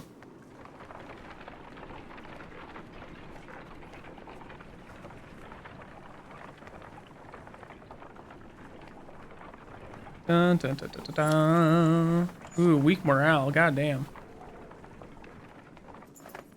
A trail of blood leads to a clearing where you find a large wounded Varl. He's gnawing on his shield, staring at no one in particular, and occasionally slamming his cudgel on the ground. Not for the heavy bleeding, you'd leave this one alone without a second thought. We can help if you want it. In a heartbeat, the Varl's on his feet, swinging his massive weapon. You jump clear as the cudgel smashes through the trunk of a tree. Your party scatters to avoid the falling timber. Once you recover, the Varl is long gone, leaving only another trail of blood, which you decide against following this time. Yeah, caution was probably the smart move.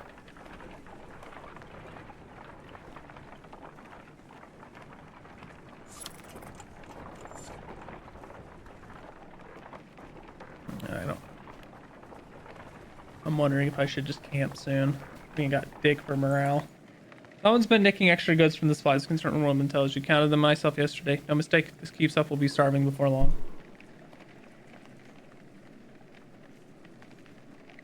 Plus a few extra guards.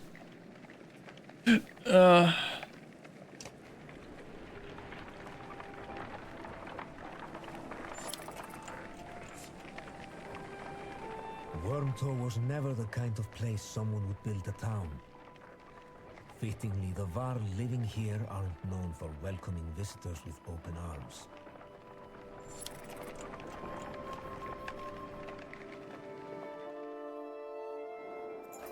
The Var will find you before you see them. Not surprising with this many people behind you. With weapons drawn, they demand to know why you're here. But back down when Ivor tells them he's come to see someone named Crummer. Well, I'll be damned. Crummer, it's been a long time. Yeah, it has. So it brings Ingvar to Wormtow with his very own village of humans. Bad news. Dredger coming down from the north. We barely made it this far. That is dire news. Come on, we have food. We'll discuss more in the meat house. As you follow the old Varl into their meager town, you catch him quietly saying, if it were anyone else. I've talked with the warriors here. I'll be honest with you. Half want to go north, find out what happened to Blotsbalker. Some think we should go to Grofheim instead. None of them are happy you're here. what do you think? Well, I had it my way. I'd stay here and let the Drudge come. But you made this a problem, didn't you? You can't feed this many people for long, even if they don't eat much. This is a Varl town. Most of us take care of ourselves. You've got women, children. We could pitch in, make this place livable. It doesn't work like that. These Varl are here to get away from civilization, not make one. Crummer's call. It won't be long before Dredge are here too. No, it won't. If there's one thing we should do, it's tell Jornder what's going on. Who's Jornder? Varl King. Close to one. Do we have? Ingvar, where did you find these people? Stay here and rest, but once yours are ready to go, we do. I'm going to see off those who want to head north. But I'll join you to Grofheim. Or travel. No, we've already come so far. Stop pouting, girlie. Even if your under won't listen to a tired old Varl like me, I have a feeling they'll pay attention to your friend Ingvar here. They'll listen to Ivor. He hasn't told you. Of course he hasn't. Do what you need to, but don't be long.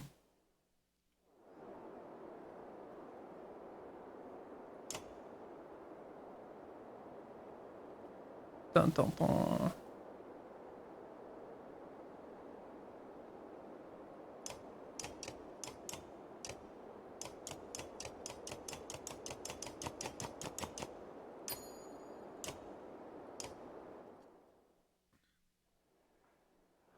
All right. Crummer, can you spare a moment? Mostly no, but I'll try. Never had a moment to thank you for your hospitality. Consider it done then. How did you get all these Varl to follow you? So is Ingvar. I bet you have some incredible stories. Let's go with how. Respect, young one. After the Second Great War, wasn't much for me left to do. So I started training other Varl to fight. Got tired of that. Made a place in Wormtoe.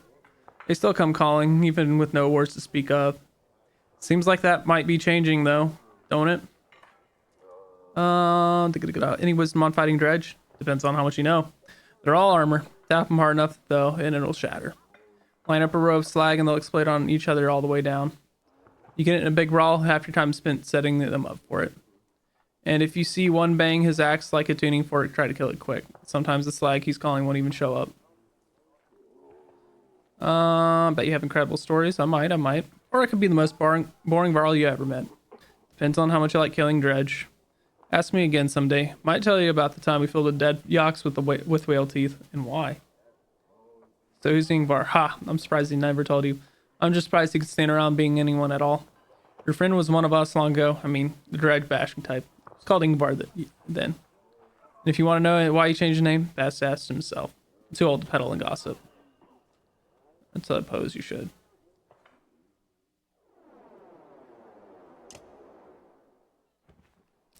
Take it easy for a while. People are noticing. Haven't they noticed, have they? We're on the edge of dying daily. You want me to take it easy? Gods, that should be plowing twice as many fields, you understand?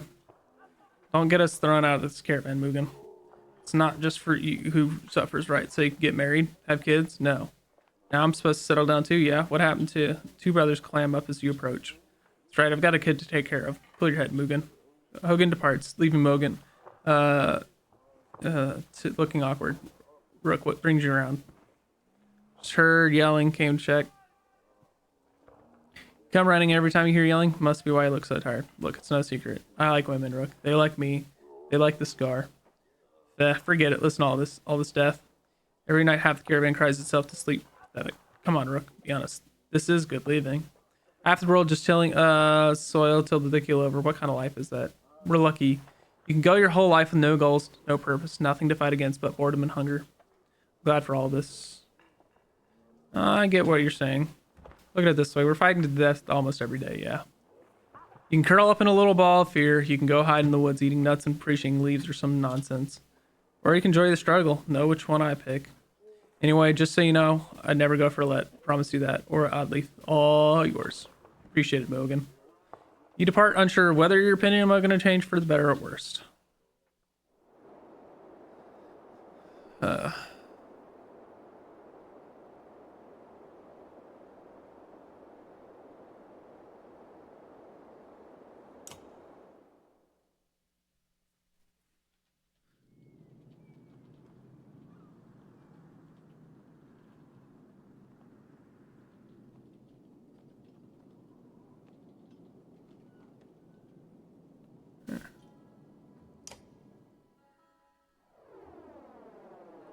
Alright. Oh, I should have rested. Shit. Grofheim's quite a few days out, says Crummer. No, but nothing worse than crossing the ways. I imagine if there's anywhere you might be safe from Dredge, it's there. You steel yourself for another long march and half the town of Wormtoe joins you.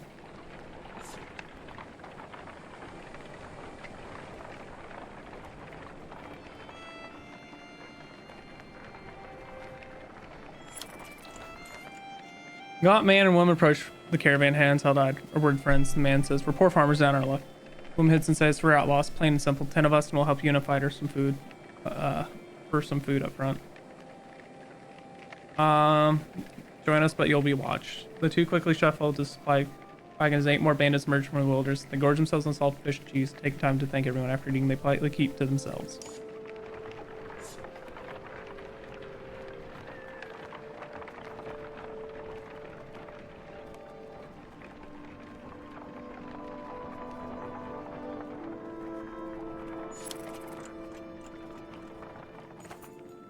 Ahead, you find what appears to be a good number of peasants surrounded by brigands. One of the armed men looks over his shoulder and says, "Gods be damned, this is all I need. Listen, don't interfere. One of these supply wagons is yours." While remaining silent, the peasants plead with their eyes.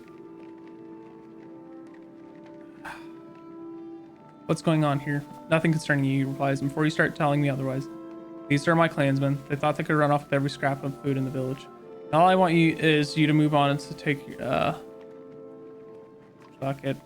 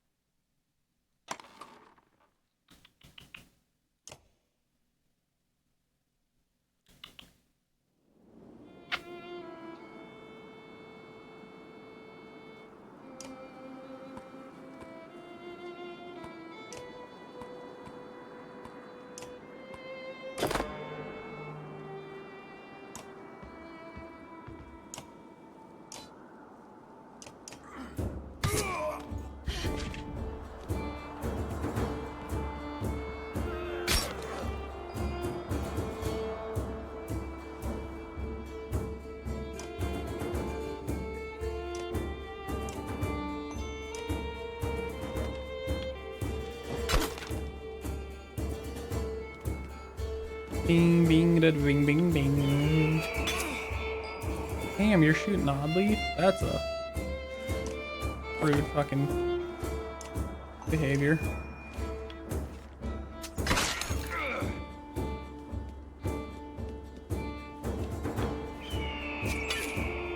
God damn, what the fuck is their range?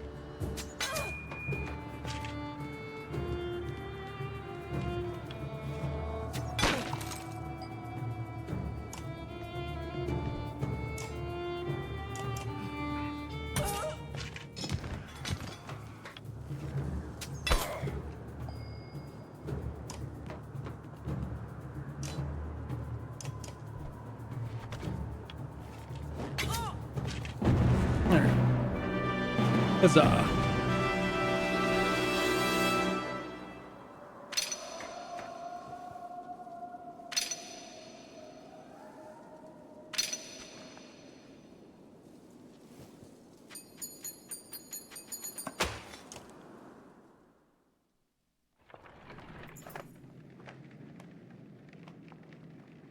With the brigands either fallen or fled, the peasants they left behind thank you for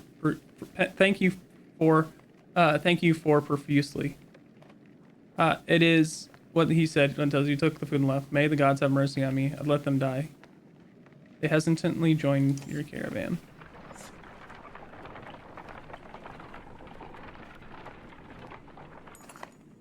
You haven't seen Alette for much of the day. When you do find her, she's returned to camp alone from a fair distance, looking rather sullen. She keeps her eyes on the gang. Sit quietly beside her. I feel like things are changing so quickly, she eventually confides. It's not that just everything is going so wrong. I've been talking to Ike a lot. This gets your attention. What has he been telling you? Tell me about how he and Onef are kin. Ekel had a sister who married Onef, but she died a long time ago. They've been bound since, but then Onef left without him. Just left him behind without a word. That's why he came after us. Confirm Ekel's story. Eventually find Onef back at camp and relate the story. Is that what Ekel told you? Replies Onef. It's true about his sister. She died of a fever when we were just married. Surprised he opened up like that. So I left him in Frostfell. He continues. He'd be fine one day, ready to kill some, and the next, sometimes he would. I'd make the same decision tomorrow. Confront Ekel. You march directly over to where Ekel has been forced to stay far away from the rest of the caravan. He turns as you approach. What did I tell you, Ekel? Didn't I say even one wrong look? He was giving wrong looks. A girl came to me. Nice of her, I thought, seeing as how she's the only one who gives a damn about the people around here. One of the depths is that supposed to mean? Look at you, running around, saving everyone's hide, making decisions. Good for you. What kind of life is this? Miserable? Are you making it worth living? I see Alette helping the women, cooking food, taking care of the old, playing with the children, talking to outcasts. Did you know she sews up the wounded every time you get them bloodied in a fight? Remember when I said you were a leader? Yeah, they join you, but they follow because of Alette.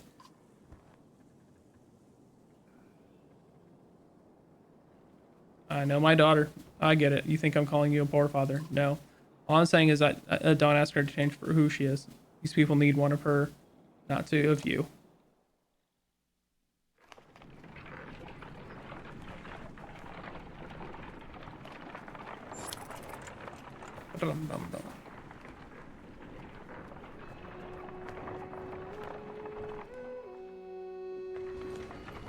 Might let him rest at the Godstone for a bit, so I forgot to do that in town.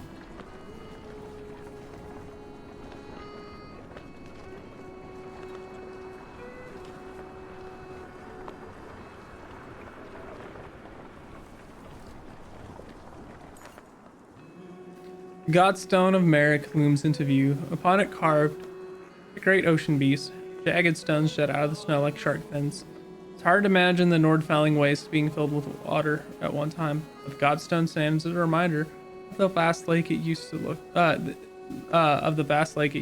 across. A blasting shouts one of the men in your caravan, holding up what looks like a silver coin. It's a fish scale, he says, pointing out to the rainbow pattern that shows in the sunlight. Soon a curious child is found, another hiding in the snow, and the third is discovered. Perhaps they'll bring us luck. You over here, and before long the caravan has become stuff gathering shinies. Let the caravan take their time. By the end of the second day, the scavenger hunt still continues unabated. Even you're starting to feel something in the back of your mind, like you need one of the skills. Another day before the fervor calms down, you think there must have been something unnatural about it, because when the last skill was found, these sessions suddenly abated. On the next morning, one of the men presents a gleaming coat of mail. We made this from the scales, he says, grinning. You graciously accept the gift, and caravan gets back to traveling.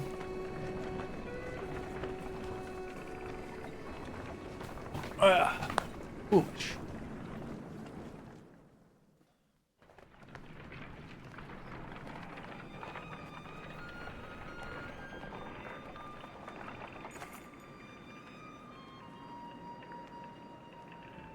Ali calls you over, grinning. A row of women holding bows of differing age and experience line up before a row of trees in the distance. They fire, doing an impressive job hitting the trunks. I think they're ready to fill some dredge with feathers. One woman still hasn't shot her bow. She stands perfectly still. The others watch just as the wind shifts. She lets go and her bow arrow flies not into one of the trees, but a snow rabbit that scurried out from underneath. Dinner, she says, smiling. A group of men from the caravan approach. Listen, says one. Practice all you want. My wife isn't fighting dredge. The other men agree in chorus. No one wants to see a battlefield full of dead wives and daughters. The men argue their point, but eventually relent. Thanks, Utley says. To be honest, it was harder than expected. But the more people who can hold their own, the better. The women return to camp not just as clansmen, but as fighters.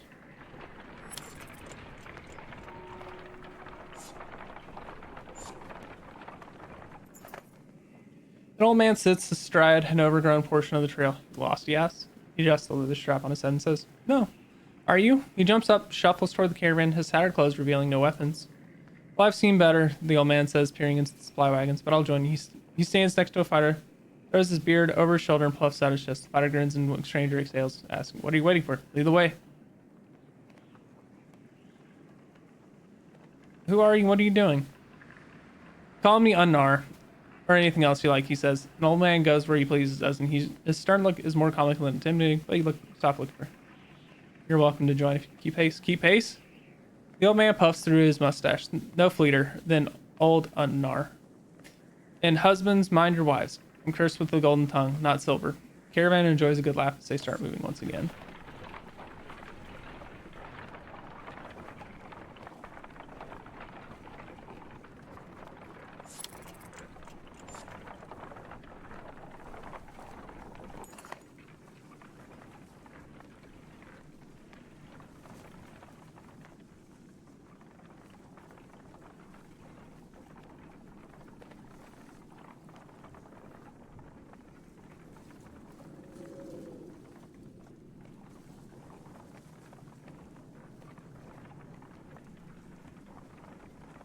You hear a whistle on the wind and spot a long line of Varro far up ahead.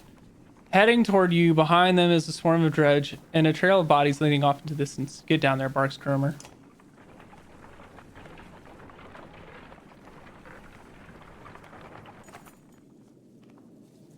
"Don't let them spread out," shouts the lead Varl as you approach the battleground. Soon, you almost regret finding yourself fighting alongside them, facing off against a daunting number of dredge. Dredge line the battlefield, weapons drawn. Fight seems inevitable. You take a quick head count. There must be 131 of them. Charge.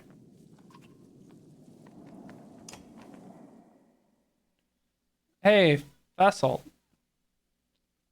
Interesting to find you out here.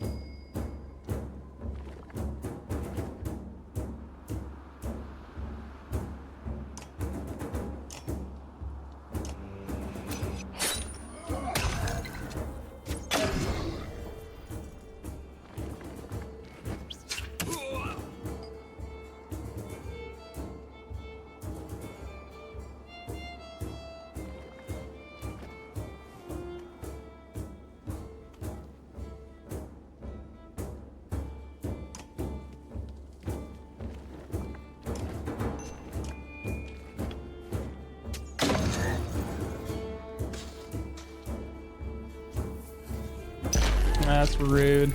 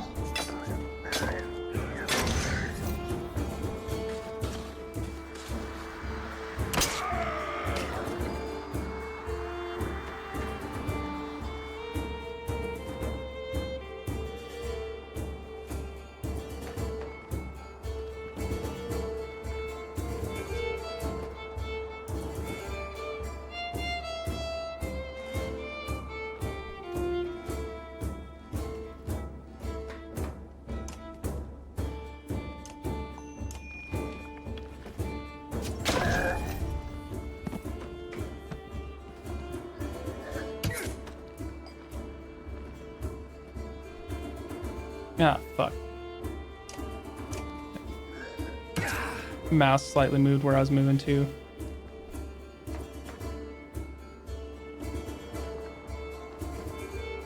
Wait, who am I? Rook? Alright.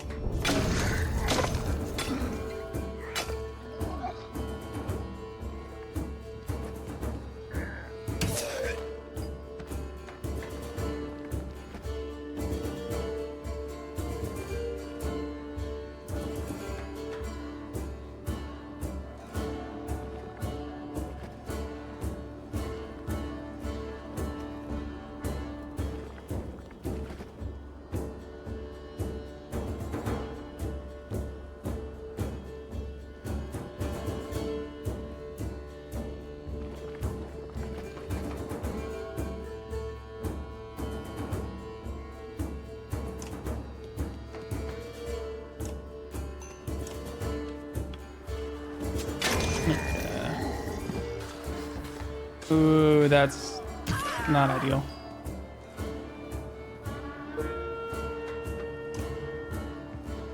Kinda wish I could restart this one. I've made a couple.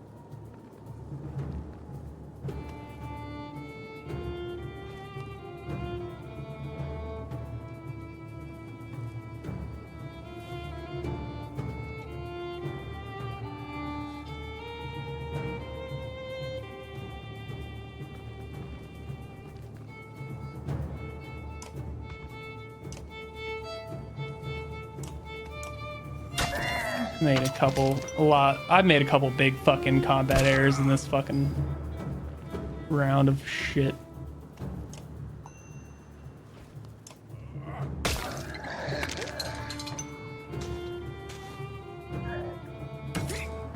What the fuck?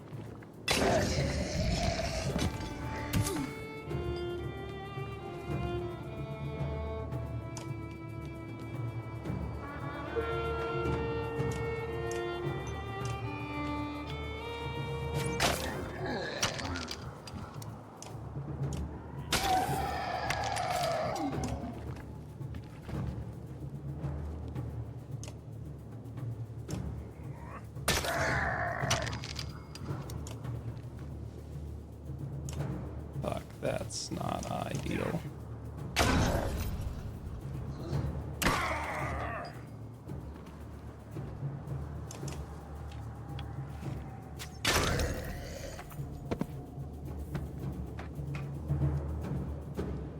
Oh, this is a mistake.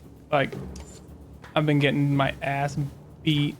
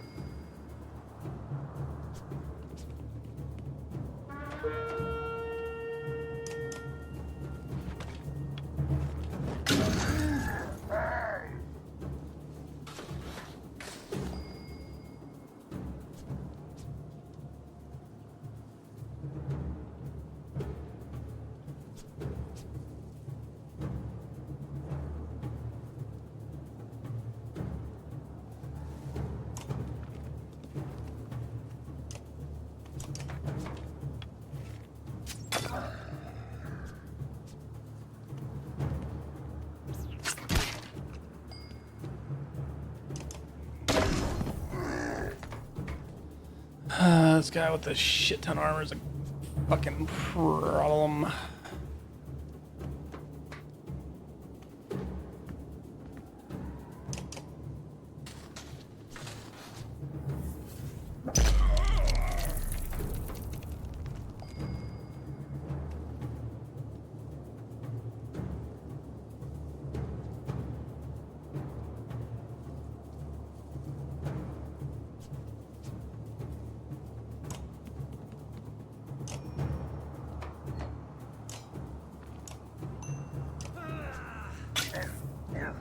Okay. Ooh, that's less than... I don't think I got enough fucking... Oh my god, he fucking dodged it.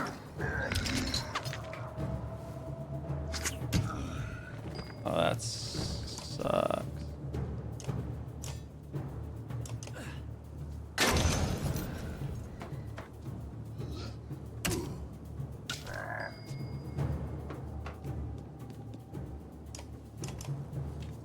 Alright, I need to reload.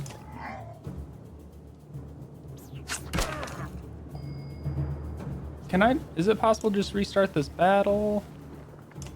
I'm about to fucking die. Because one, I got greedy on taking the extra fight, but two, I made a fucking couple of horrific fucking errors in some of this fight. That like mistakes that were unintentional, but are kind of fucking me royally at the moment.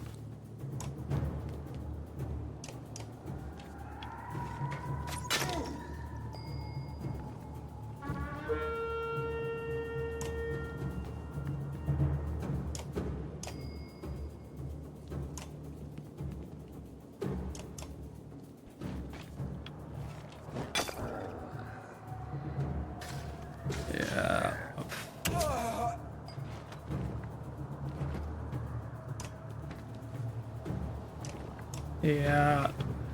Third. I'd love to just be able to restart this one.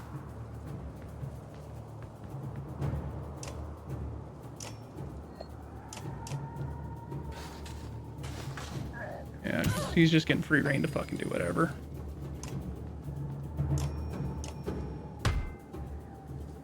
Alright. I would reload, but I'm not sure where it would put me. Oh, no. Alright.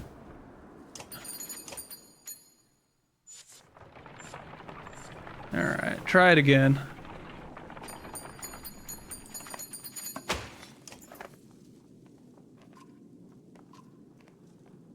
But no, there was a couple fucking things like me just clicking and it fucking moving the fucking like me accidentally clicking like in turn, or me clicking a fucking spot on the ground that I wasn't meaning to fucking move from. God damn it.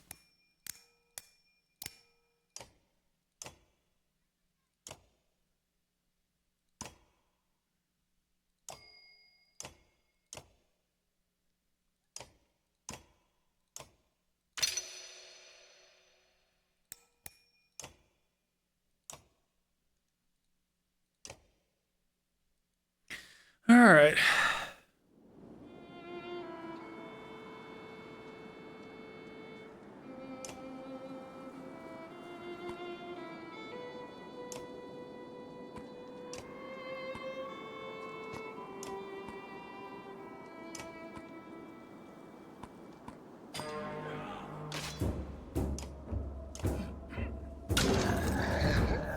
All right.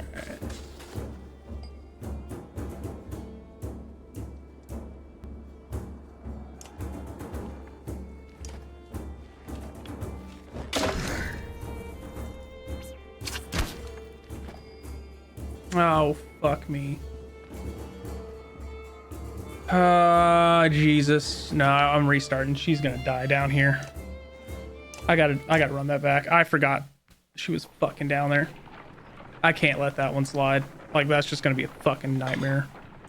And end up being just a loss if I don't fucking do something about it. Like, I just can't ignore that fuck up.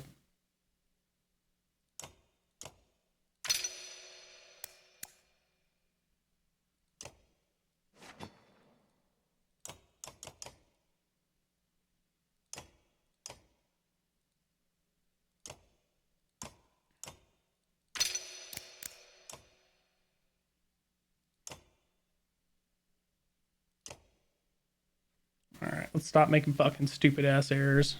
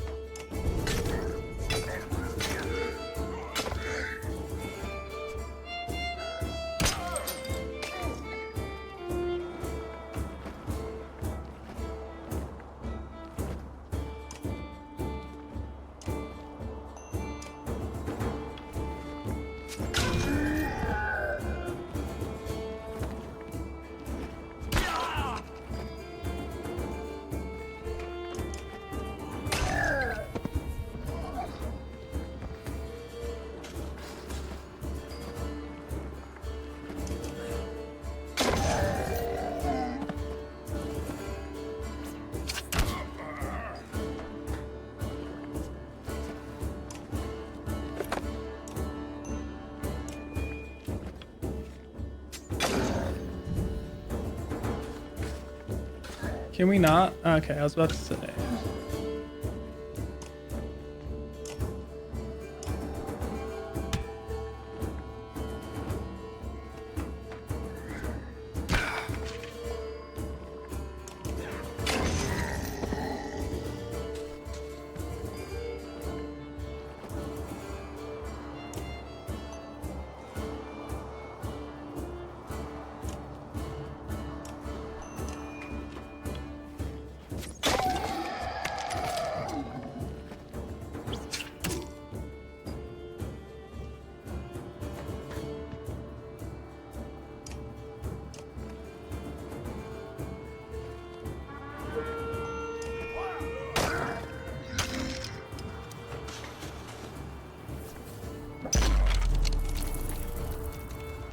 That's scary. He's got no armor left.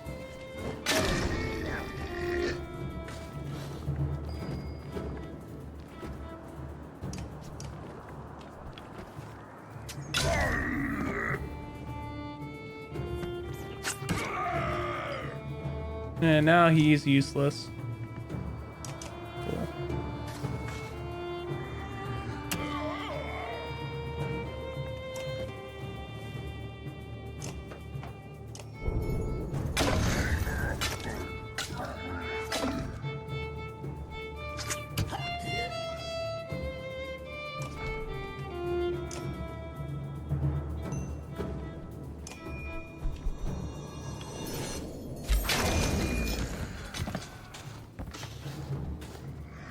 You're a fucking dick. All the fucking people you can attack.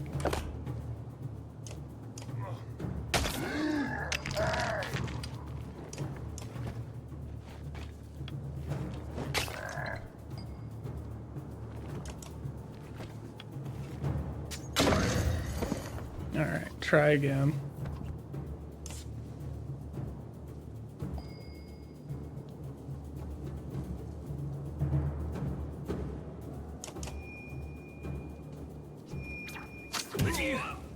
Oh, good. Just fucking... Wow, the goddamn woodwork can do that much.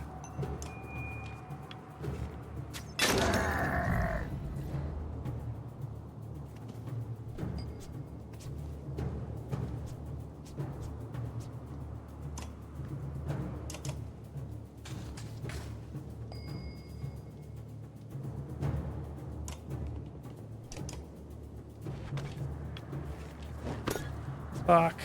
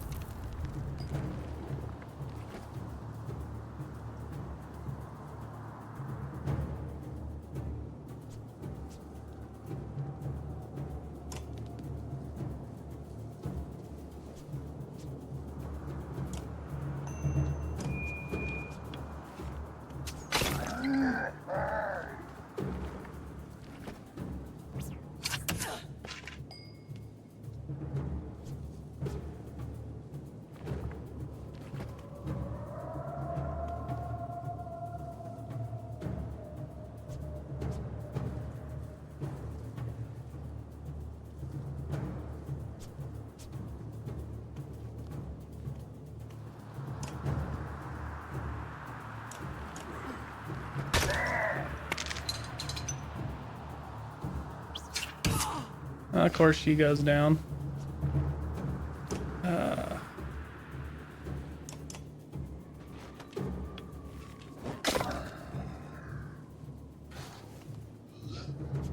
Oh my god. The fucking timing. Oh, they're fucking...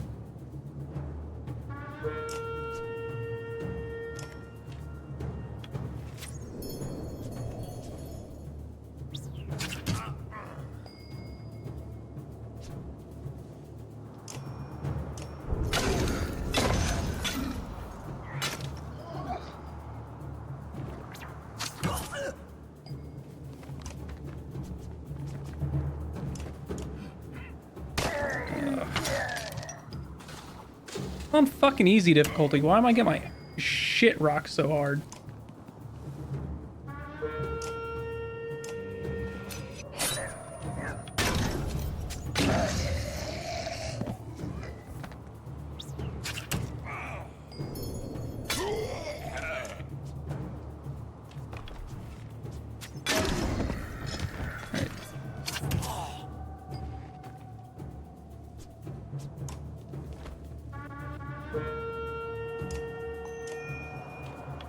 Alright. Fuck Christ.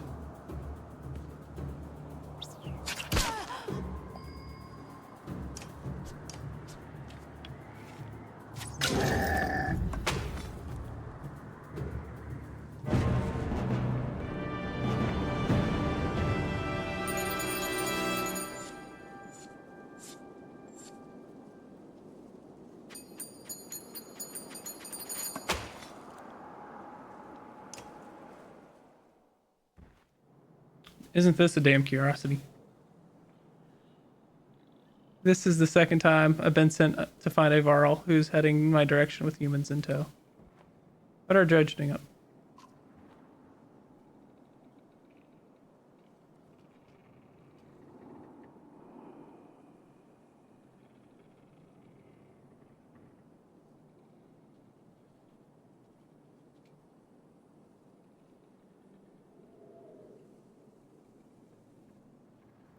Gods doesn't nobody know what's going on around here. They love Grofheim to the ground.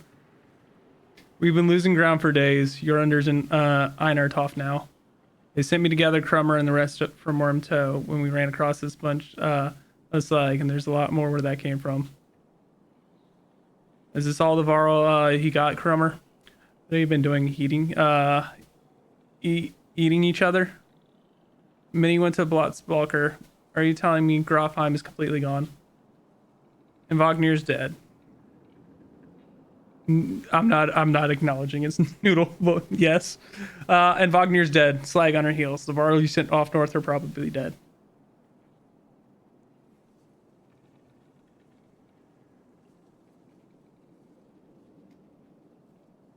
The world's ending. Come on, this is old news.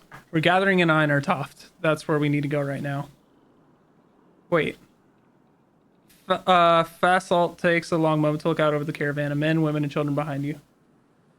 What, Noodle? Not them. What do you mean, not them?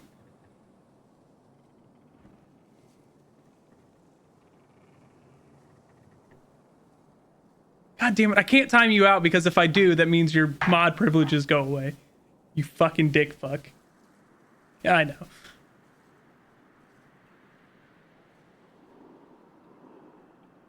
Unless you're king or a mender, humans don't step foot in Einartoft. Now's the time for discussion. Damn Fasalt. Who cares about that? When the depths happen at Grofheim. Before Vasalt can reply, a low rumble grabs your attention, growing louder by the moment.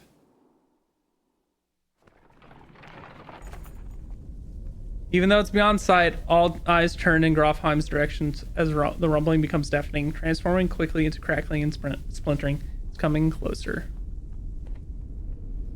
Go, shout Fasalt, taking off towards Einartoft. Don't stop until you reach Hatterborg. What is that, like a Beetleborg?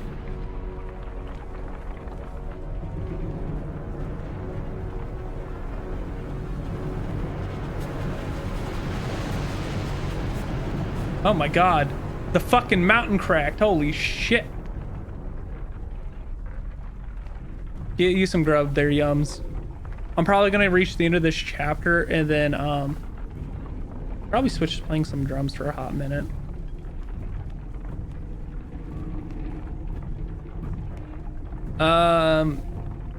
Is weather good enough to order something? Because then if it is, I say get pizza.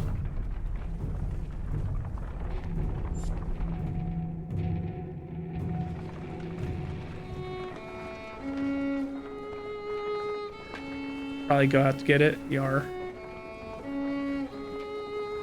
Yeah, I think I'm gonna hit the end of this chapter and then play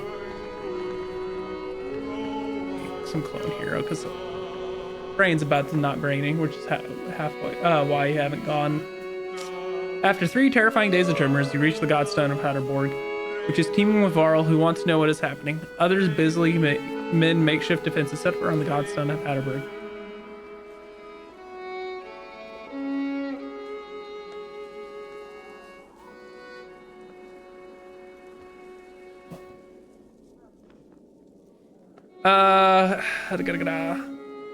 Hold up, Pants of Assault. Between long gasps of hair, we're going to have a talk. You're still standing. Well, most of you. Rest up, then move on. The mountain just sank into the earth, and something is out there. You're just going to send us away? I don't know who you are, but you're not going to Einartoft. There's a couple hundred Varl here who will back that up. Where are we supposed to go? Back the way we came? We're stuck between 2 mountain ranges. In one direction, a few thousand Varl, and the other, an army of dredge and whatever caused that quake. Einartoft is Varl city. There shouldn't be news of Varl. Give it a rest, Assault. Don't you recognize who you're talking to?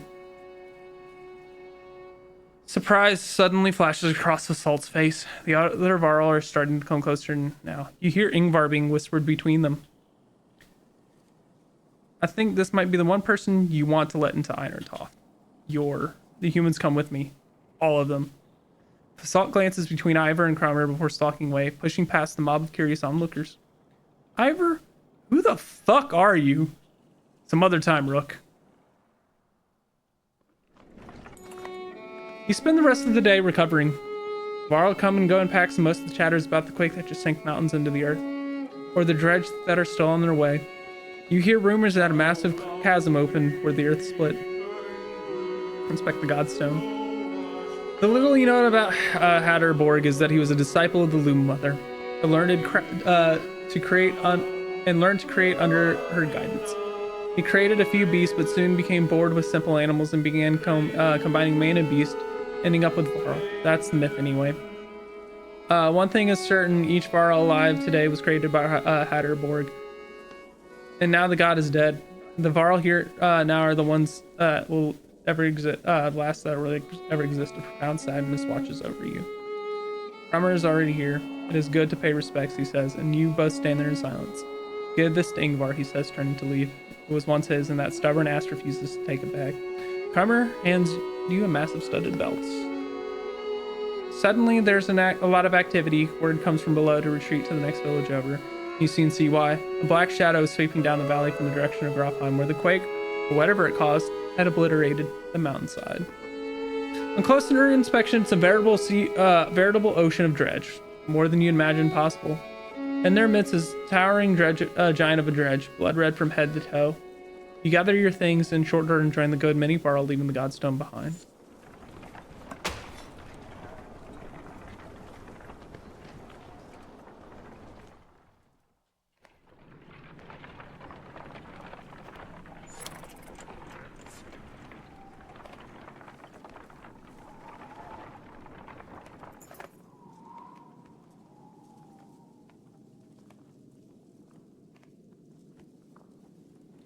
The sounds of skirmish alert you to a Varl surrounded by a half dozen armed fighters. One man spots you and shouts, "Leave us to our business." Varl killed my father without reason. Varl's about to respond when a man attacks. The giant swats the blade aside and silently watches for the next few minutes. Fuck it. Ivor, we could use any Varl with a good sword arm, couldn't we? He nods, readying his weapon. The men immediately back off, the prospect of fighting your entire army suddenly unappealing. They watch from a distance, shouting obscenities and something about injustice. The Varl turns. Didn't need help, but if I'm going to travel, may as well be in the company of the other Varl. He falls in line with the others and you return to travel.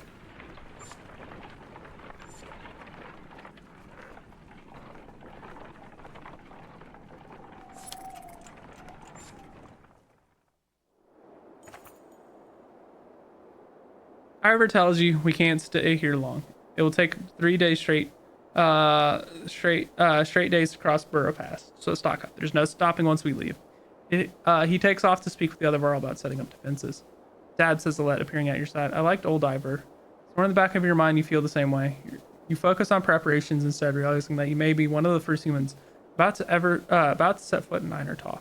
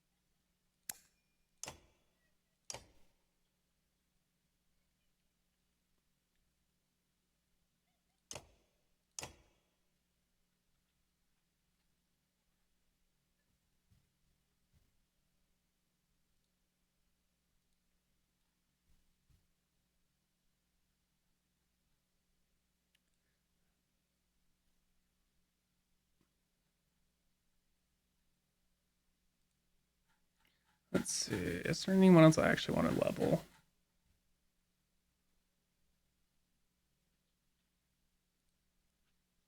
Um, ba, ba, ba, ba.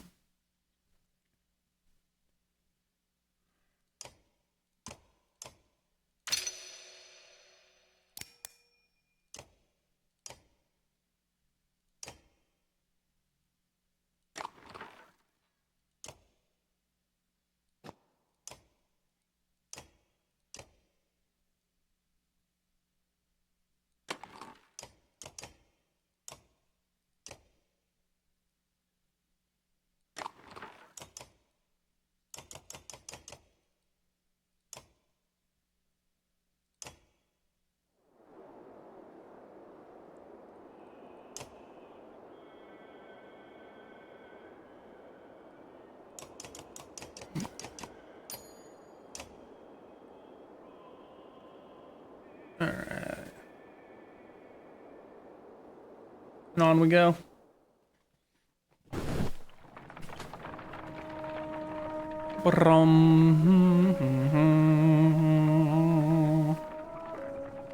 We approach a city that only Varl have seen and cross a bridge that only Varl could build. Let us hope that we are the only unwelcome visitors to pass.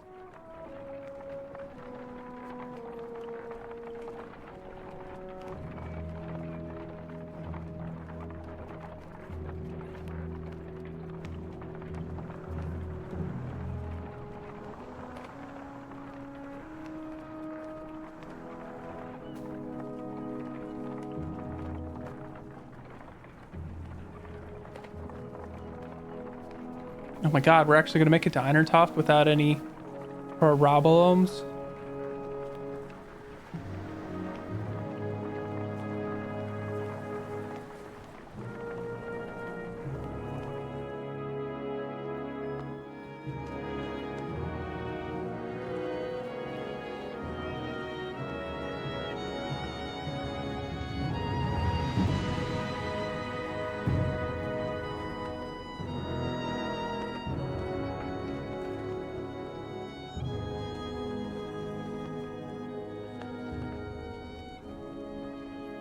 Red flag.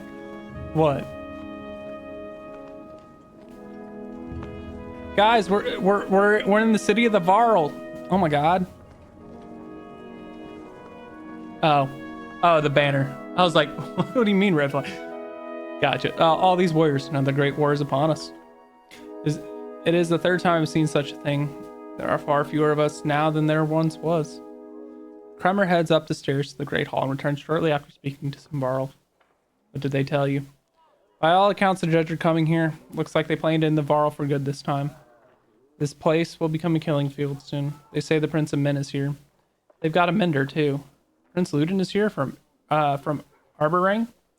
In any case, we'll be given no audience today. You remember the last time we were here, Ingvar? It's Ivor. Yeah, I remember. What now? We find somewhere else to rest. I'd recommend keeping your people out of trouble while you're here, Rook. In fact, keep them invisible. Yorender won't be happy you're here. You're shown to quarters, but could wander the city while you're away for an audience. You feel like you could sleep for a week straight.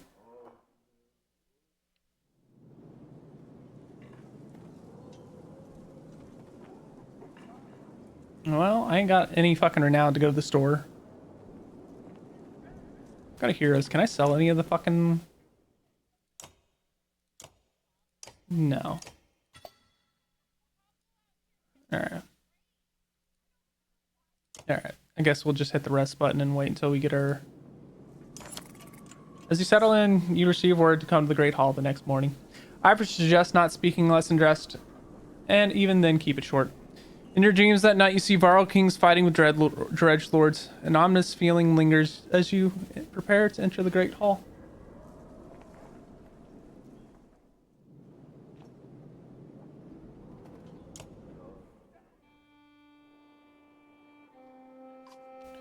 Enough, Ivan. The bridge stands. Find some other way. Greetings from Wormtoad, Yorender. I've brought an ally. But automatically... Who are these people? We don't have time for games. Wait, I know you.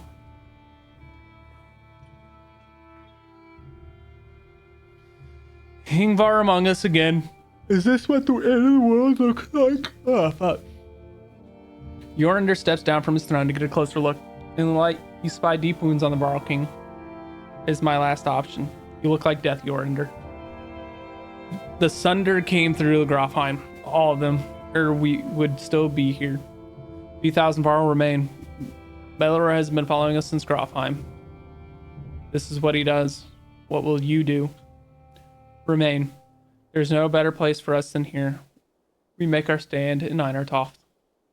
But even if Einertoft falls, the Varl won't be wiped out. Akan has taken her best warriors to Arborang, as we were discussing. I'm not going under. We're needed here. This is not a debate. Messenger bursts through the door, cutting the tension. He says the Stonesinger's been cutting a path across the bridge. Gods, can we not have a moment's respite? They should not be here already. A stone singer's with them?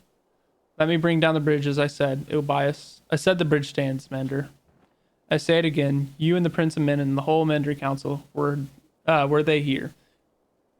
Well, I will not say it again. Hakan, you go to Arborang. Ivan, do not even touch that bridge. Am I understood? You are. Then I'll confront the singer myself. Nobody tries to stop Ivan, but many follow as he leaves the great hall. The Mender walks past great companies of Varl on the way to the bridge. A tall, thin creature stands there, two black spears over its shoulders, ringed by dredge. The Varl have backed away in fear. Ivan stops before the stilt-legged figure. Suddenly, Ivor is beside you. We should help him.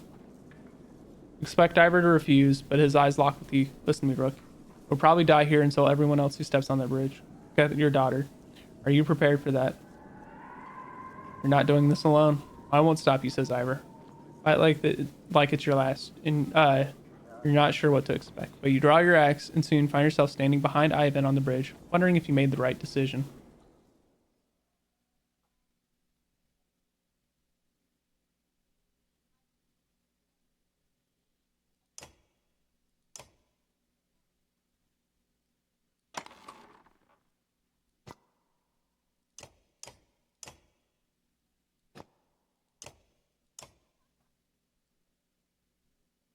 How do you have?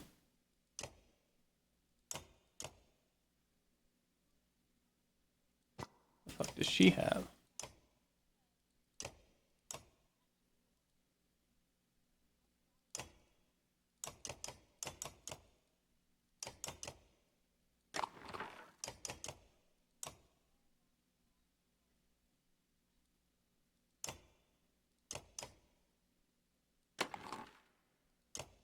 Alright. Oh, you have 8 points available.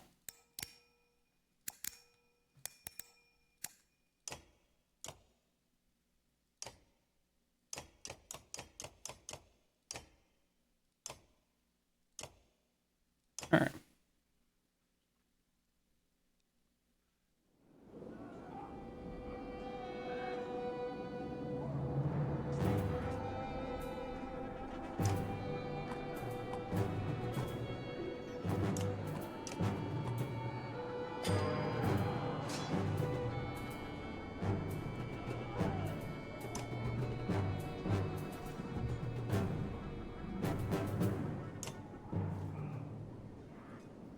The hell does men do?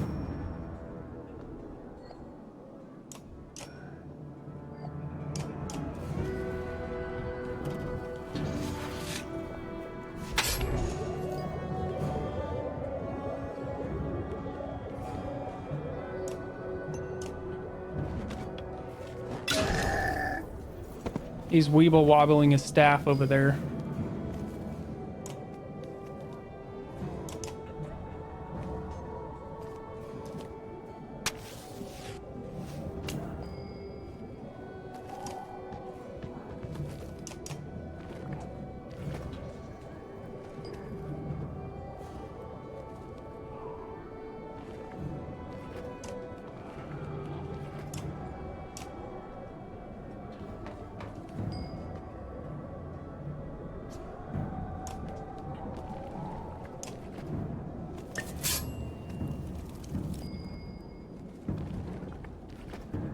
I don't like that.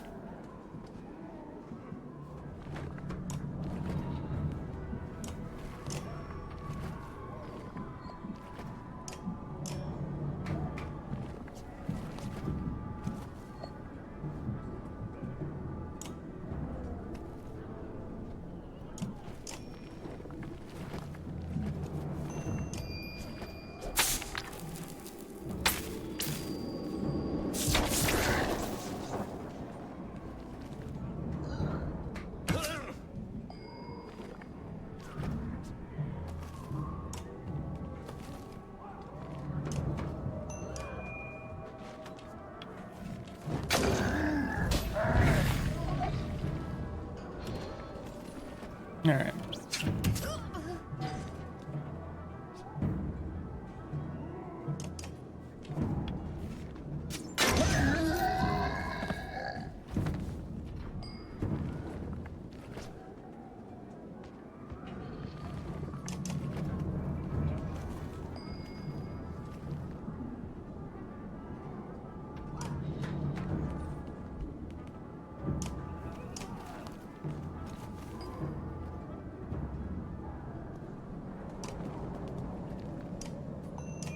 All right.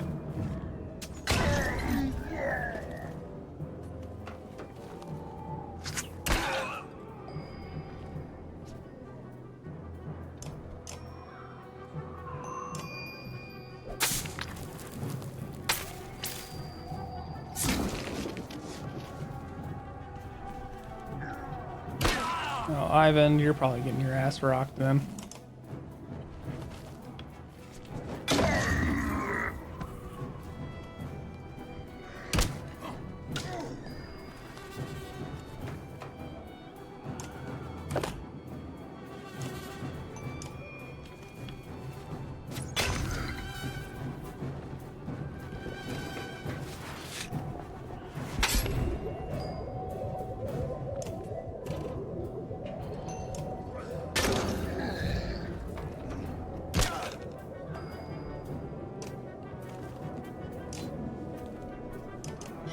Okay. Okay, I need him not be doing that one.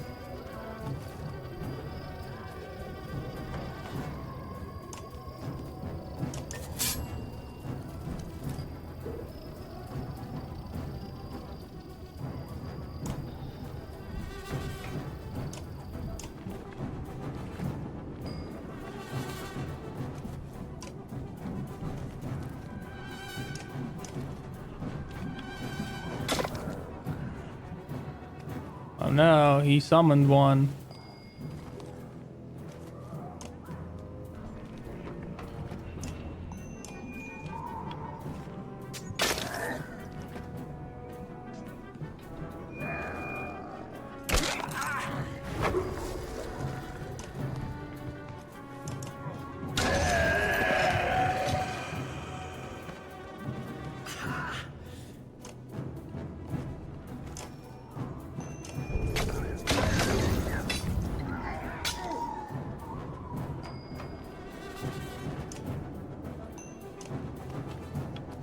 Bum, bum, bum. All right, cool. We made it.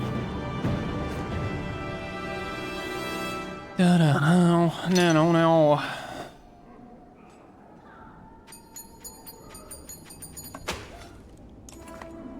The stone singer falls hard.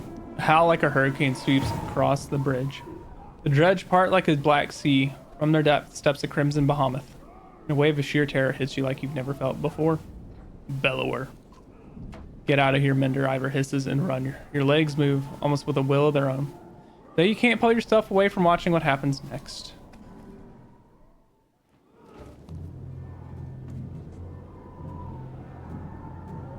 Oh, good.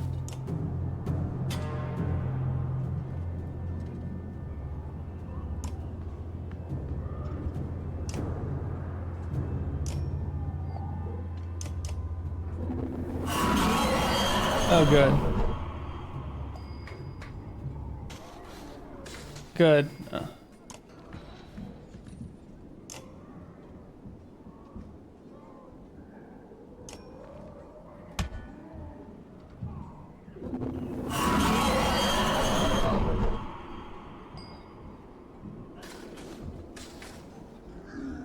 Yeah.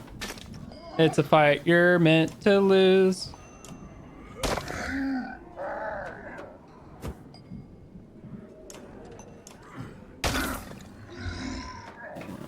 Yep. The fight you're gonna lose.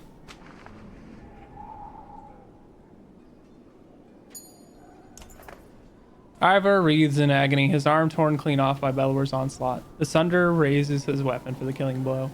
Sunder, face me, screams an uncertain Ivan, stepping back onto the bridge, raising his staff high. Even from here, you can see his arm trembling. You feel practically frozen in place watching.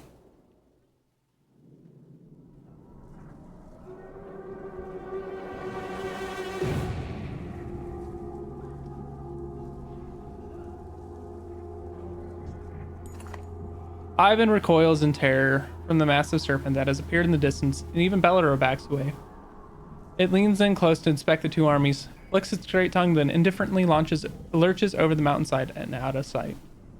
The dredge are not of confusion. Some cower, others crouch in what looks like worship. The Khan shouts orders above the din. Varl rush forward, Bowling over surprised Dredge, gaining ground while Belluer recedes. Has receded back into the horde. Yorender watches from atop the stairs.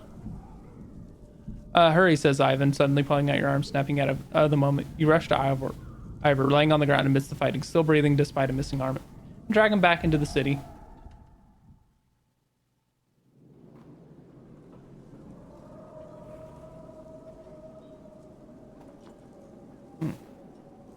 I think our friend lost an arm. Just maybe. Can you save? Yes, probably. Give me silence. Nearly 3 hours pass silently as Ivan plies his trade. Flesh slowly forms and closes around across Ivor's torn frame. That is as much as I can do. You should make it. Thank you. The mender looks exhausted, leaning heavily against the bed. When was the last time you slept? A couple days ago? I'm okay. Just need to sit. Before you catch him, the mender crumples to the floor. Chapter 5. The Weary Weight of the Sun. And alright. As soon as it saves or we get a XCMIC, as soon as we get a moment, we're gonna probably save and get out of here and switch gears. Your sight swims as if underwater. Memories fly away like startled ravens before you can capture them. With great effort, you remember who you are. Juno. You also realize that the monumental serpent is speaking to you now. Your last certainty was that you died some time ago. And that is about to happen again.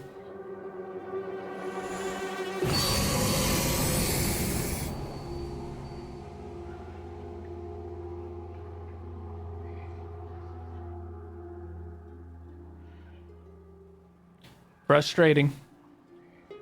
You are slow to understand the serpent. It speaks in a language that recalls very ancient memories of words you learned long ago. If you are not going to die, I suppose we must speak instead. Who are you? My name is Juno. You are a Juno? It means nothing to me. Maybe I've asked the wrong question. What are you? What is your purpose?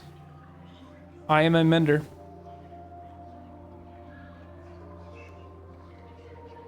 Mender, Volka. Now the picture is forming. Do you not know me, Volka? Though your memory's still fuzzy, you're certain you know nothing about an enormous serpent. What do your prophecies say? The gods gave you prophecy, fate, destiny.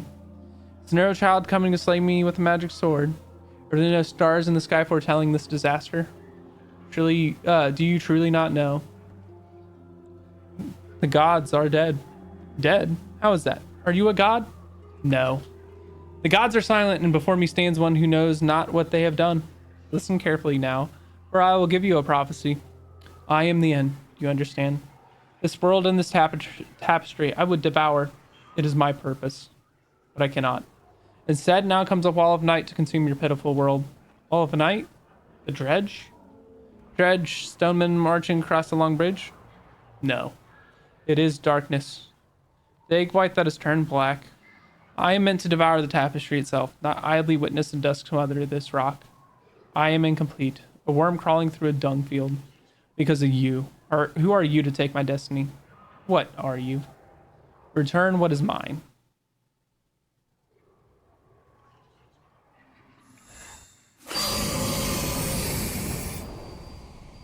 Ivan. Juno, you're alive? You're alive. How? Where are you? Wait, where am I? Asleep, I presume, or unconscious. I am in Ridgehorn, I think. The serpent was trying to kill me. Now I'm talking to you. Time is moving strangely. I've lost swaths of memories, but I found you, for a short time at least. The serpent said something about a long bridge, so I took a guess. It came after you? We saw it at Einertoft. Are you okay? It tried to turn me to ash after we spoke. I'd be surprised if it's the last we've seen of it. It could tear the land apart or crush cities if it wanted to. What do we do? It gets worse. A prophecy of gods that I've never heard of. There are still prophecies out there? It was vague. It sounded like that serpent was supposed to swallow the world. Instead, some kind of darkness or nothingness is seeping from the north. It devours whatever it touches. That explains why the dredge are swarming on us like someone kicked an anthill. Ivan, are you in danger? You could say so. Bellowers here. The Varl are holding him off, but not for much longer, I think. Of all of the Sunder, why the immortal one? Bellower. That is the worst of luck. I would have you come to me, but we'll have to do this the hard way. Listen closely. I will return to Strand and find passage down to the Red River. You must leave Unertoft to meet me in Sigurholm. Juno, we'll never make it to Sigurholm. Bellower is about to overtake us. The Varl won't listen to a thing. Find a way. Do whatever it takes. I will not be able to contact you again before Sigurholm. Go. And Ivan, yes, I love you. Dan, boing. You spent a lot of time next to him since he passed out. Just keeping an eye on him.